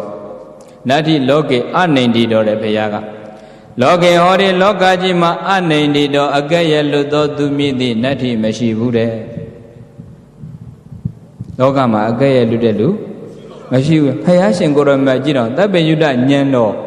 ်အားလုံးကိုသိပြီးတော့အကုန်လုံးကိုသိတဲ့ရှင်တော်မြတ်ဘုရားတော်အကဲ့ရဲ့မလွတ်ဘူးဆိုတော့တို့တွေတာမန်လူတွေကဲ့ရဲ့ခံတာပြင်းအောင်ပြင်းနေအဲ့တော့အဲ့ကဲ့ရဲ့တာတွေကိုလိုက်မခံစားနဲ့မင်္ဂလာတရားတော်မှာအရေးကြီးဆုံးဗုဒ္ဓတာလောကဓမ္မေစိတ်တံယတနကံပတိအာသောကံဝိရဇံခေမံဧတံမင်္ဂလမုဒ္ဓမံရဘူးပြီးသားနော်ရဘူးလားပရိသတ်ရဲ့မင်္ဂလာတရားလေမင်္ဂလာတုတ်လေရတော့ရနေတဲ့ဘာအတိတ်ပဲမှမသိဘူးတဲ့ဗုဒ္ဓဘာသာဝင်တွေအဲ့ဒါအားနေချက်ပဲ Ewa meduda ekandamya bhagava varanatiya viharati iti padane mikadaye Dhamasaja wadine yulai jara aloko ya Payashima thoda biro Dhamasaja thoda pianide Adebe bale so hin sura imyara Adebe bale sura matide lure myare ewa meduda balile matide lure myare Payashima thoda biro sari pianida myare akhaja Paya pire dege anitara mayare khajan simakong မလုံးမလို့တော့လို့တဲ့အနှစ်သာရကိုခံစား권မရသူများနွားကိုအငှားကြောင်းရတဲ့နွားကြောင်းသားတို့မြန်ဖြစ်နေကြလားနွားကြောင်းသားကသူများနွားကိုအငှားကကြောင်းပေးရတာနွားတို့ကြတော့သူမတော့ရဘူးနွားတို့ဘယ်လိုတော့တယ်နွားပိုင်ရှင်ရပဲတောက်ကြတာပြိဿရဲ့အခုတော့ဗုဒ္ဓဘာသာဝင်တွေရွတ်လိုက်ကြတာပတ်လိုက်ကြတာပြောလိုက်ကြတာဆိုလိုက်ကြတာဘာသာရေးတကယ်တမ်းကျတော့အနှစ်သာရကိုမသိရဘူး မြတ်စွာဘုရားရှင်ဟောတဲ့တရားတော်တွေရတော့ရနေတယ်အနှစ်သာရမသိလက်တွေ့ဘဝထဲမှာ apply မလုပ်နိုင်တဲ့အခါကျတော့တရားကတင်ညာသိလောက်ပဲရှိတယ်ပညာအဆင့်ကိုမရောက်တော့ဒါကြောင့်မြတ်စွာဘုရားရှင်ကပြောထားပြီးသားဗုဒ္ဓသာလောကဓမ္မေစိတ်တံယတနာကံပတိလောကဓမ္မေလောကတံတရားတွေနဲ့ဗုဒ္ဓတာတွေ့ကြုံသောယတအကျင့်ဗုဒ္ဓဤစိတ်တံစိတ်သည်နာကံပတိမတုံလှုပ်ဘူးဆိုကြပါစို့ လောကရန်တရားတွေနဲ့ကြုံတဲ့အခါကဲ့ရဲ့တာချီးမွမ်းတာစတဲ့လောကရန်တွေနဲ့ကြုံတဲ့သူရဲ့စိတ်တန်စိတ်တွေစိတ်ကမတုံလို့ကုနကံပတိလောကရန်နဲ့ကြုံလို့စိတ်ငြိမ့်နေတယ်မတုံလို့ဘူးဆိုရင်အဲ့ဒီပုဂ္ဂိုလ်အတွက်ကအာသောကစိုးရိမ်မှုကင်းနေတယ်ဝိရဇာအပြစ်တွေကင်းနေတဲ့ခေမငြိမ့်ချမ်းနေတဲ့အဲ့ဒါမင်္ဂလာတရားပဲလောကရန်တရားကိုကြံ့ကြံ့ခံနေတာမင်္ဂလာတရားဖြစ်တဲ့အတွက်ကြောင့်ပရိသတ်ရဲ့လောကမှာနေသမျှလောကဓမ္မလောကမှာရှိတဲ့လူတွေကကိုယ်ကဲရတာလည်းရှိမှာပဲချီးမွမ်းတာလည်းရှိမှာချီးမွမ်းတာလေးတော့တာယာပြီးတော့ကဲရတာကြတော့မခံနိုင်ဘူးလူတွေကလေလူတွေကကိုယ်ကိုကဲရတာကိုမခံနိုင်အဲ့ဒီကဲရတာကိုခံနိုင်စွမ်းရှိတာတတ္တိပဲမာယူရဲ့သူများနဲ့ရှင်ပြီးတော့ရိုက်ရဲတာဆဲရဲတာတတ္တိမဟုတ်ထောက်ပြလာတော့ကျင့်နဲ့ဆိုတာလက်ခံတတ်တဲ့စိတ်ကလေးကအဲ့ဒါ တတ္တိဒါကြောင့်နည်းနည်းလေးအပြည့်ပြောရင်မခံနိုင်စိတ်ကမခံစားနိုင်အမင်းဒါလေးလောက်တာမှားနေငါလောက်ရသေးလောက်ရသေးအပြောလက်ခံတယ်အဲ့လိုဖြစ်တယ်တကယ်တမ်းကျအဲ့ဒါလေးကိုကိုယ်ကလက်ခံတာဟုတ်လားပြန်စင်ဟုတ်တာပဲမှားနေလက်ခံထောက်ပြတာကိုကျင့်နဲ့ဆိုတာလက်ခံတတ်တဲ့စွမ်းအားတွေတတ္တိလို့ခေါ်တယ်ပြီးလို့ရှိရင်အဲ့ဒီတရားကိုပြုပြင်နိုင်မှုစွမ်းအားတွေလည်းတတ္တိပဲအမှားကိုပြုပြင်နိုင်အတ္တသမပဏိတိမင်္ဂလာတရားတော်တွေမှာ ဖယားဟောလိုက်လို့ကောင်းသွားတာတဲ့ကိုယ့်ကိုပြုပြင်လိုက်လို့ကောင်းသွားသည်အဲ့ဒါမင်္ဂလာပဲအတ္တသမ္မာပဏိတိကိုယ့်ကိုကောင်းမှုစွာထိမ့်သိမ့်နိုင်ခြင်းသည်မင်္ဂလာဆိုတော့ပရိသတ်ရင်ဘုန်းကြီးတို့ပြောချင်တာကမကောင်းတဲ့အလုပ်မှာစိတ်ကမွေ့လျော်တတ်ပေမဲ့ကောင်းတာလေးတွေဆိုရင်လူတွေကဒီနေ့ခေတ်လူတွေကမလုပ်ချင်ဘူးဒါပေမဲ့ကောင်းတာဆိုရင်လုပ်ချင်းချင်းမလုပ်ချင်းချင်းလုပ်ကိုလုပ်ရမယ်ကိုကြိုက်တာကိုလုပ်ကိုမကြိုက်တာကိုမလုပ်နဲ့ကိုကြိုက်တာကိုလုပ်ကိုမကြိုက်လဲကိုလုပ်ရမယ်ဟုတ်လားကိုမကြိုက်လဲပဲဘာလုပ်ရမလဲလုပ်ကိုလုပ်ရမယ်ကုသိုလ်ကောင်းမှုမကြိုက်လဲလုပ်ဘုရားရှိခိုးတာမကြိုက်လဲရှိခိုးသီလစောင့်တည်တာမကြိုက်လဲပဲလုပ်ရမှာစောင့်တည်ရမယ်ဒါနတွေမကြိုက်လဲပဲလုပ်ရမှာပဲအဲ့ဒါလုံးမကိုရမှာဗျဘုရားဘာသာဝင်တွေမှာလေကုသိုလ်ကောင်းမှုဆိုတာကတိတန့်လုပ်ပြီးယူမှရတာနော်ကုသိုလ်ကောင်းမှုဆိုတာတိတန့်လုပ်ပြီးယူရတယ်မကောင်းမှုအကုသိုလ်ဆိုတာတစ်ခါကျအဲ့ရကနိုးတာနဲ့မကောင်းမှုကဝင်တယ်ဘုရားဘာသာဝင်တွေမှာမြတ်စွာဘုရားရှင်တိုင်းဟောတဲ့တရား၃မျိုးရှိတယ်တဘာပါပတ္တအာဂရဏံနဲ့မကောင်းမှုကိုမပြုရအောင်အရင်ဆုံးရှောင်ကျင်ရမယ့်အချက်ကိုယ်တလန္တဥပါဒမရံဒုတိယကကျင့်သုံးရမယ့်အချက်သစေတပရိယောဒပနံတတိယအချက်ကပယ်ရှားရမယ့်အချက်၃ချက်အရင်ဆုံးရှောင်ကျင်ပါတဲ့ဘာကိုရှောင်ကျင်ရမလဲအကုသိုလ်ရှောင်ကျင်ဟုတ်လားမကောင်းမှုကိုရှောင်ခိုင်းတာရှောင်ပြီးတော့မကောင်းမှုကိုရှောင်နဲ့ကုသိုလ်ရလားဆိုကုသိုလ်ကြောင့်တိတ္တန်လုပ်ယူရသေးတာကုသလတ္တဥပါဒံပဒံတိတံလို့ယူရတယ်တဲ့အဲ့လိုကုသိုလ်အကုသိုလ်ရှောင်ပြီးကုသိုလ်လေးတွေပြည့်နေပြီဆိုသစိတ်တပရိယောဒပနံစိတ်ကိုဖြူစင်အောင်ထားလိုက်စိတ်ကိုဖြူစင်အောင်ထားဆိုတာကိလေသာဂျားမခိုခိုင်းတာစိတ်တွေညင်နွမ်းတယ်ဆိုတာကိလေသာဂျားခိုသွားလို့ညင်နွမ်းတာလောဘဖြစ်တဲ့စိတ်သည်ညင်နွမ်းတဲ့စိတ်ပဲဒေါသဖြစ်တဲ့စိတ်သည်ညင်နွမ်းတဲ့စိတ်ပဲမာနဖြစ်တဲ့စိတ်သည်ညင်နွမ်းတဲ့စိတ်ပဲအဲ့ဒါတွေဂျားမခိုနဲ့အဲ့ဒါသစိတ်တပရိယောဒပနံဒါတွေကိုဖယ်ရှားလိုက်ပါအဲ့ဒီအဆင့်30နဲ့ကျင့်သုံးတယ်ကြောင့်ဘုရားရှင်ကိုတော်မြတ်တိုင်းပြောတာသဗ္ဗပါပတ္တအာဂရဏံကုသလတ္တဥပတံပတံသစိတပရိယောဒပနံဧတံဗုဒ္ဓနာသာသနံဧတံအချက်၃ချက်ကိုဗုဒ္ဓနာဘုရားရှင်တို့ဤသာသနာဆုံးမချက်ပါပဲတဲ့ဒီအချက်၃ချက်ဒီဘုရားတိုင်းနောက်တဲ့အရိမတိယဘုရားပွင့်လည်းပဲဒီအချက်ကိုမိမ့်ပါပဲမကောင်းမှုကိုရှောင်ကြကွာ ကိုယ်တလတာဥပါဒပဒံကောင်းမှုကိုရသလောက်လုပ်ကြကွာသာစိတ်တပရိယောဒပနံစိတ်ကလေးကိုဖြူစင်အောင်ထားလိုက်စမ်းပါတဲ့စိတ်ကလေးညစ်နွမ်းရင်စိတ်နွမ်းတော့ကိုကြည်ဆိုအဲ့ဒါပဲစိတ်တောင်းတော့ကိုကြည်စိတ်ကအဓိကပဲစိတ်မှဂျားမခိုးစေဘာမှအကြာရင်မရှိအဲ့ဒါတွေသိမထားနဲ့စိတ်ကိုလေးလံစေမဲ့အကုသိုလ်မှန်သမျှခေါင်းထဲမှာအကြာကြီးထည့်မထားနဲ့ထည့်ထားရင်ကိုယ်ပဲပင်ပန်းတယ်အရင်ဆုံးလက်ခံရင်လက်ခံတဲ့လူကခံစားရတာ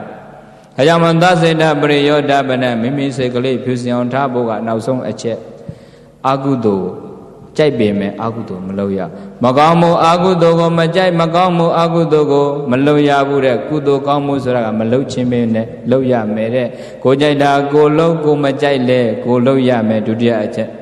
ကိုကြိုက်တာကိုလုပ်ကိုကြိုက်တဲ့အရာတွေကိုလုပ်ရမယ်ကိုမကြိုက်တာကိုမလုပ်နဲ့ကိုမကြိုက်တဲ့အရာတွေကိုသူများကိုမလုပ်မိပါစေနဲ့ဒုတိယအချက်ကကိုကြိုက်တာကိုလုပ်ကိုမကြိုက်လဲကိုလုပ်ရမယ်ဟုတ်လားဘာလို့လုပ်ခိုင်းတာလဲကုသိုလ်ကောင်းမှုကိုမလုပ်ခြင်းလဲလုပ်ဒါပဲလုပ်ခြင်းလဲလုပ်နောက်တစ်ချက်ကကိုကြိုက်တာကိုလုပ်ကိုကြိုက်လဲပဲကိုမလုပ်နဲ့နောက်ဆုံးချက်ဟုတ်လားကိုကြိုက်တာကိုလုပ်ကိုကြိုက်လဲပဲကိုမလုပ်နဲ့ဆိုတာတချို့ကမကောင်းတာတွေမှသိကြိုက်တာဟုတ်လားအဲ့ဒါတွေကိုကြိုက်တိုင်းနဲ့မလုပ်နဲ့ဒါပဲကိုကြိုက်တိုင်းလည်းကိုမလုံနဲ့တဲ့ကိုကြိုက်တာကိုလို့ကိုကြိုက်လဲပဲကိုမလုံနဲ့မကောင်းတာကြိုက်တာပေါ့အရက်တော့ရတာကြိုက်တာအပျော်ပါလိုက်စားရကြိုက်တာပဲနိုင်ကလသွားရကြိုက်တာပဲပျော်ရအပါရကိုကြိုက်တာပဲဒါပေမဲ့ကြိုက်တိုင်းလည်းမလုံနဲ့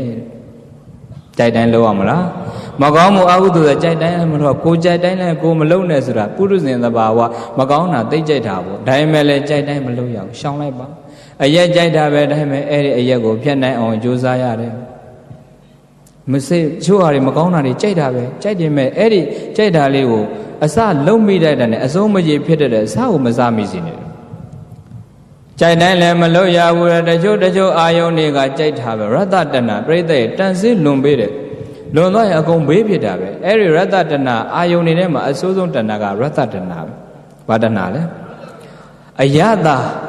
အဲ့ဒီအယတာပေါ်မှာလိုက်ပြီးခံစားနေတဲ့အဲ့ဒီတဏကအဆိုးဆုံးဒါကြောင့်လူတွေရှာနေတာကအဓိကအဲ့ရှာလေးရှာအလဲကောင်လေးကိုဖြတ်တဲ့အခါမှာခံစားဖို့ဆိုပြီးရှာသမုဒ္ဒရာဝမ်းတတော်မို့လို့ပဲဝမ်းတထောင်လောက်များဆိုရင်ဘယ်လိုလုပ်မလဲနေတိုင်းဖြည့်နေရတဲ့ဒီ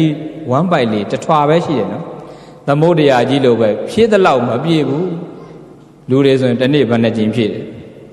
3ကြိမ်ဖြည့်ရတခါကြားမှာရှိသေးတယ်ဖြည့်တာလေဖြည့်သလောက်လည်းမပြည့်ဘူးပြိဿရဲ့အဲ့ဒီအဖြည့်မြဖြည့်တဲ့ကြံတဲ့ချိန်ပဲဖြည့်လဲဆို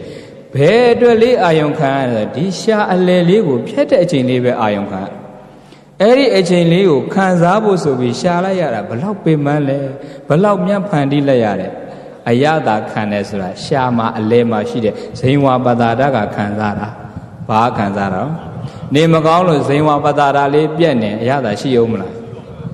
လဲချောင်းသားရောက်မရှိတော့ဘူးဒီအဖြစ်မှလည်းပဲဘာအရသာဆိုတာမသိအဲ့ဒီရှာအလယ်လေးကိုဖြတ်တဲ့အခိုက်အတန့်လေးလူတွေဒီလောက်ပင်ပန်းတာဒါကြောင့်မြတ်စွာဘုရားရှင်ကအာဟာရပဋိကူလသင်ညာအာဟာရမှာဆင်ခြင်ပြီးစားပါ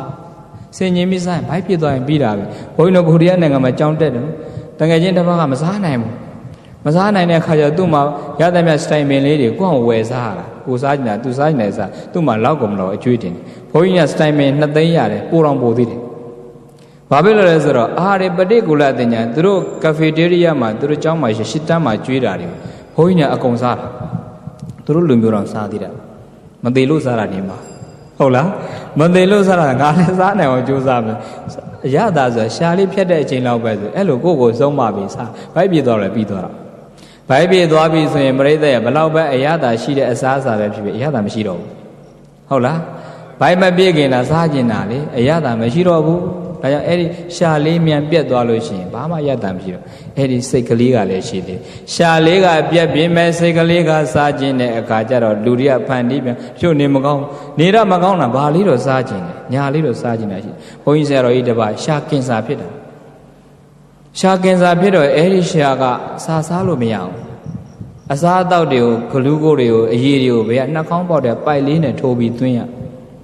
ပြီးအစားအသောက်ကိုဗိုက်ထဲကိုထည့်ရတနေ့တော့ဆရာတော်ကြီးကသူ့တက္ကမလေးကပ္ပိယကိုပြောတယ်သမီးရဲ့တဲ့ဖုံဖုံ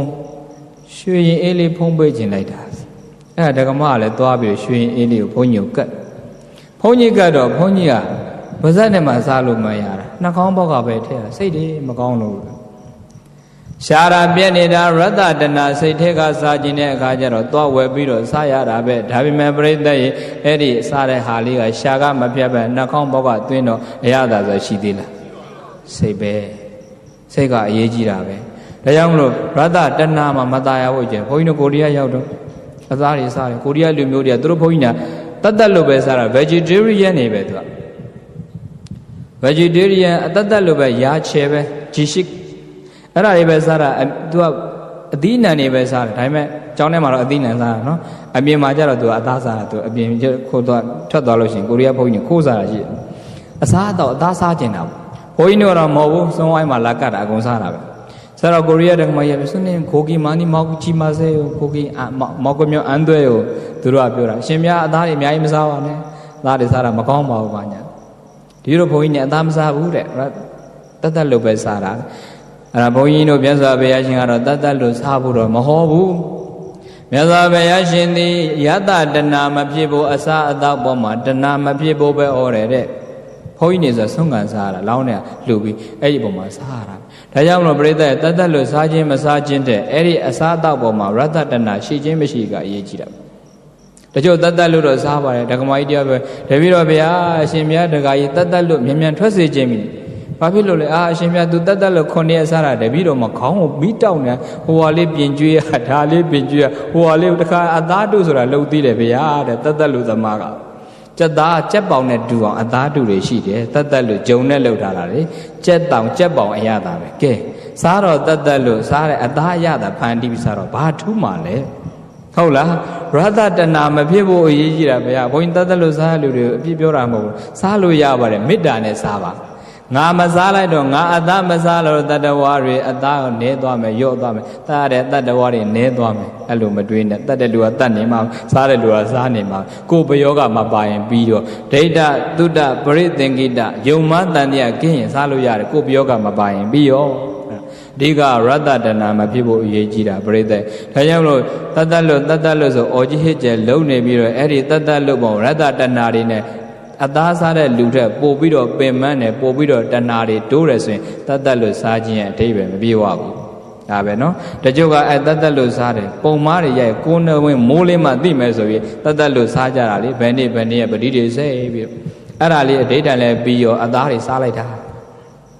ကိုယ်ရဲ့အဓိဋ္ဌာန်အောင်ဖို့ဆိုပြီးအသုံးချတာတော့မလုပ်ပါနဲ့ဟုတ်လားမြတ်စွာဘုရားရှင်ရဲ့တရားတော်တွေမှာနေတိုင်း every day you have to practice and you have to apply in your life practically နေတိုင်းကိုယ်ဘဝထဲမှာတရားနှလုံးသွင်းပြီးနေရင်အဲ့ဒါတန်ဖိုးရှိတာအခုတော့ဒုက္ခရောက်မှဘုရားသွားကဖယကုကူရတာနဲ့နော်ဒုက္ခရောက်မှပြဿနာတက်မှသေခါနီးကြမှအဲ့ဒါစေုံရောက်မှပိဋိပဋ္ဌာန်းနေမဝင်တော့ဘူးနေမသေးခင်တော့လှုပ်ချင်သူလှုပ်ထားပြီဟုတ်လားအဓိကအသက်ရှင်နေတော့အခိုက်အတန့်မှာကိုယ့်အကိုလေ့ကျင့်နေကိုယ့်အကိုကောင်းတာမြတ်လို့အသက်အရွယ်ကြီးပြီးတော့သေခါနီးခါကြတော့မှတရားကိုယ်တွေဖွင့်တော့တရားကိုယ်မဝင်တော့ဘူးဖယကုမကုပါနဲ့ဖယားသားလေးဆိုတော့အသုံးချဖို့မဟုတ်ဘူးတဲ့လူမအသုံးချပဲမလို့ရင်ဖယားကိုလက်မကြည့်တဲ့ပုံစံမျိုးတော့မလုံ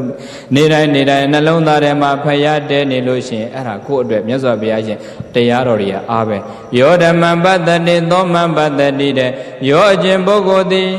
ဓမ္မတရားကိုပတ္တတိမြင်ရင်သောထိုတရားကိုမြင်တော့သူသည်မင်္ဂဘုရားကိုပတ္တတိမြင်မဲ့တဲ့တရားကိုမြင်မှတရားအတိုင်းကျင့်မှဘုရားကိုမြင်တယ်ဟုတ်လားဘုရားမြင်ဖို့ဆိုရင်ဘာမြင်ရမလဲတရားကိုမြင်မှတရားအတိုင်းကျင့်မှဘုရားမြင်တာအခုဗုဒ္ဓဘာသာဝင်ဘုရားကိုမမြင်ဘူးဘုရားမြင်လားမမြင်ဘူးလားနှလုံးသားထဲမှာဘုရားမတည်တဲ့အခါကျတော့ဒကမာကြီးတယောက်သူ့သမီးကိုဆွန့်ကပ်ခါတယ်ဘုရားဆွန့်တော်ကပ်ခိုင်း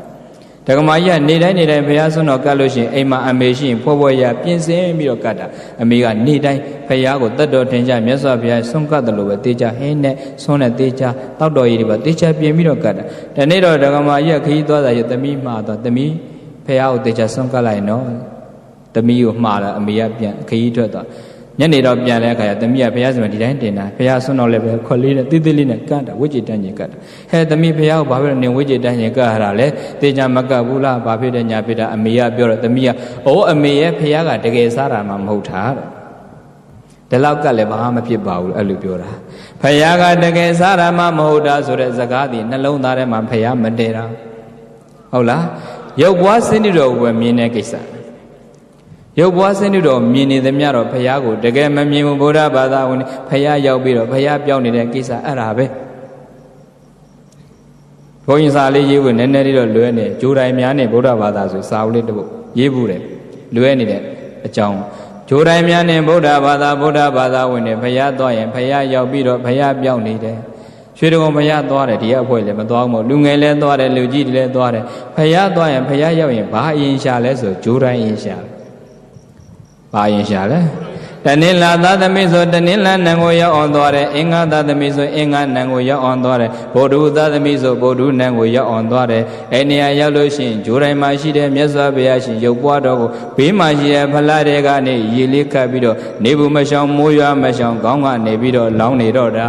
ာအသက်20ဆိုရင်တစ်ခွက်တောင်ပိုလောင်းလိုက်သေးတယ်21ခွက်ပြီးတဲ့အခါကျတော့နောက်ကနတ်သားကိုမမီမကလှမ်းပက်တယ်ပြီးလို့ရှိရင်အဲ့ဒီဖယားအောက်မှာရှိတဲ့ကြားလားချင်းသေးလားစင်လားအဲ့ဒီအယုတ်လေးကိုအသက်သွင်းပြီးရေလောင်းရတယ်ပြီးတဲ့အခါကျတော့ဖယားရှိကျုံလေးတိုင်ပြီးတော့တပိတော့ဤကုသိုလ်ကောင်းမှုကြောင့်ဖြစ်လျက်ဘဝတိုင်းဘဝတိုင်းဘာဖြစ်ရပါလို့ညာဖြစ်ရပါလို့ဤဖြစ်လျက်ဘဝတိုင်းဒီကောင်မနဲ့မတွေ့ပြရစေနဲ့ဆိုတော့ပါသည်အလကားရတဲ့ရေနဲ့ဖယားကိုနေဘူးမရှောင်မိုးရမြော်သွားလောင်းပြီးတော့တောင်းလိုက်တဲ့စုတွေအများကြီးရလိုက်ပ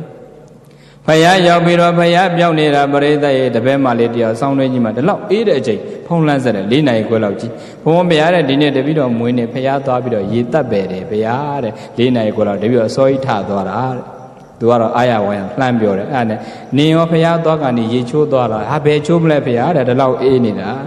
ာနင်တော့ရေမချိုးဖယားကြတော့4 နာရီခွဲလောက်ကြီးရေသွားလောင်းသဘာဝကြလားမကြောက်နှလုံးသားထဲမှာဖယားမတည်ဘူးတဲ့အခုနှွေးရသည်ဒီလောက်အိုက်နေတာတော့ဖယားရှိမှသွားပြီးတော့ဖျောင်းနံအစည်းလိုက်ဖယားမှမိသွားမြိုက်နေတာရှိကိုတော်မှဒီလောက်ပို့မနေနိုင်တဲ့ကိစ္စကြီးတတ်တော်တင်ကြဖယားကိုမမြင်ဘူး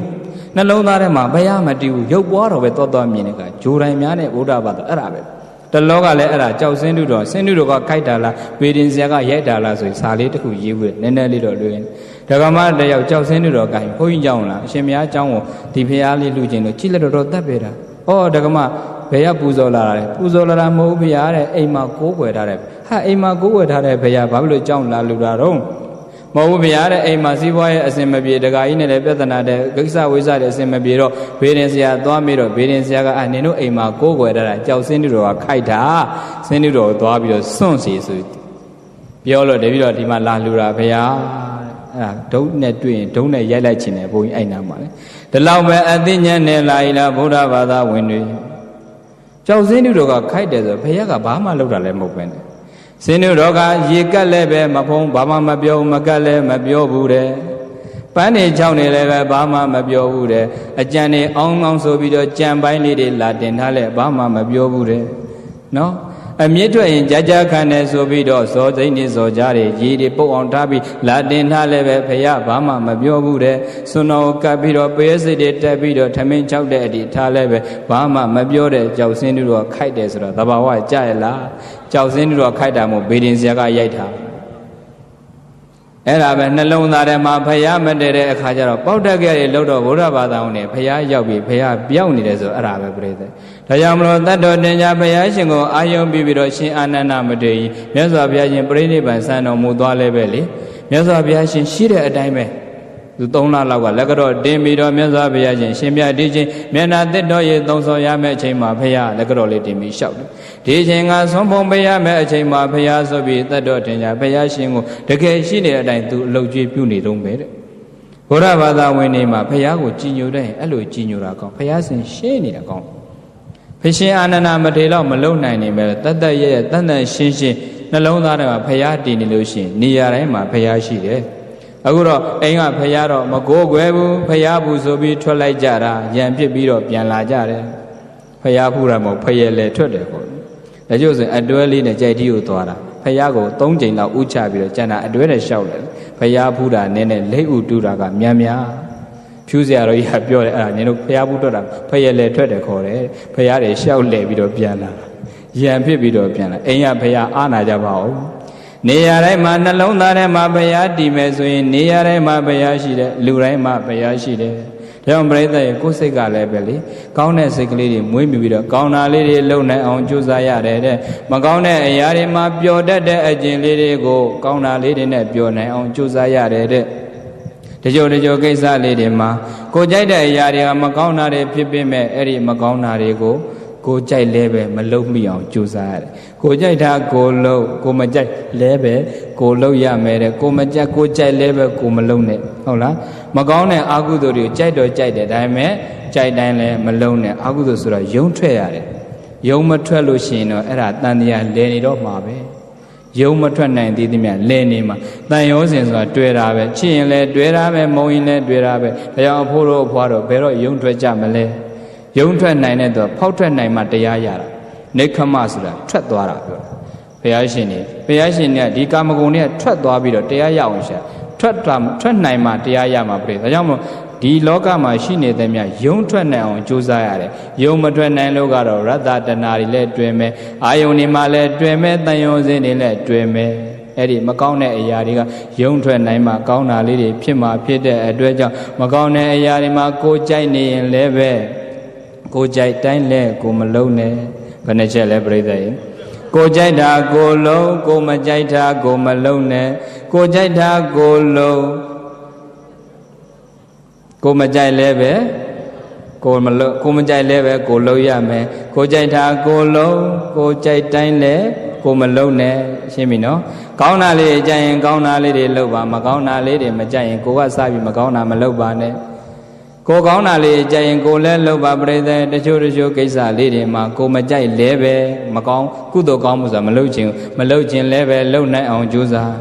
ကိုကြိုက်တာကိုလုံးကိုကြိုက်တိုင်းလဲကိုမလုံးနဲ့ဆိုတာမကောင်းတဲ့အာယုန်တွေကိုသိကြိုက်တာပဲဒါပေမဲ့လည်းအဲ့ဒီကြိုက်တာလေးတွေကိုယုံထွက်ပြီးတော့မလုပ်ပဲနေနိုင်အောင်ကြိုးစားဗုဒ္ဓအလိုကြကိုကြိုက်တာကိုလို့ဆိုတဲ့တရားပုံပေါ်သွားပြီဖြစ်တဲ့အတွက်ကြောင့်ပြိဿရဲ့ကိုဟာတာကိုဆင်ញင်ပြီးတော့ကိုကြိုက်တာလေးတွေရွေးချယ်ပြီးတော့လုပ်ကြပါမကောင်းတဲ့ဟာတွေဆိုရင်ကိုကြိုက်လဲပဲမလုပ်ကြပါနဲ့ကောင်းတာလေးတွေကိုကိုမကြိုက်လဲပဲလုံနိုင်အောင်ကြိုးစားအဲ့ဒါဗုဒ္ဓအလိုကြတရားပဲလေပြိဿဒါကြောင့်မလို့တတ္တဝါတွေအလုံးလုပ်တဲ့အခါမှာစေတနာလေးတွေနဲ့မှန်ကန်တဲ့အလုပ်လေးတွေမှာဉာဏ်လေးရှင်ပြီးတော့ကောင်းတာလေးတွေကိုလုံနိုင်အောင်ကြိုးစားရမယ်လို့စေတနာကမ္မံဘိ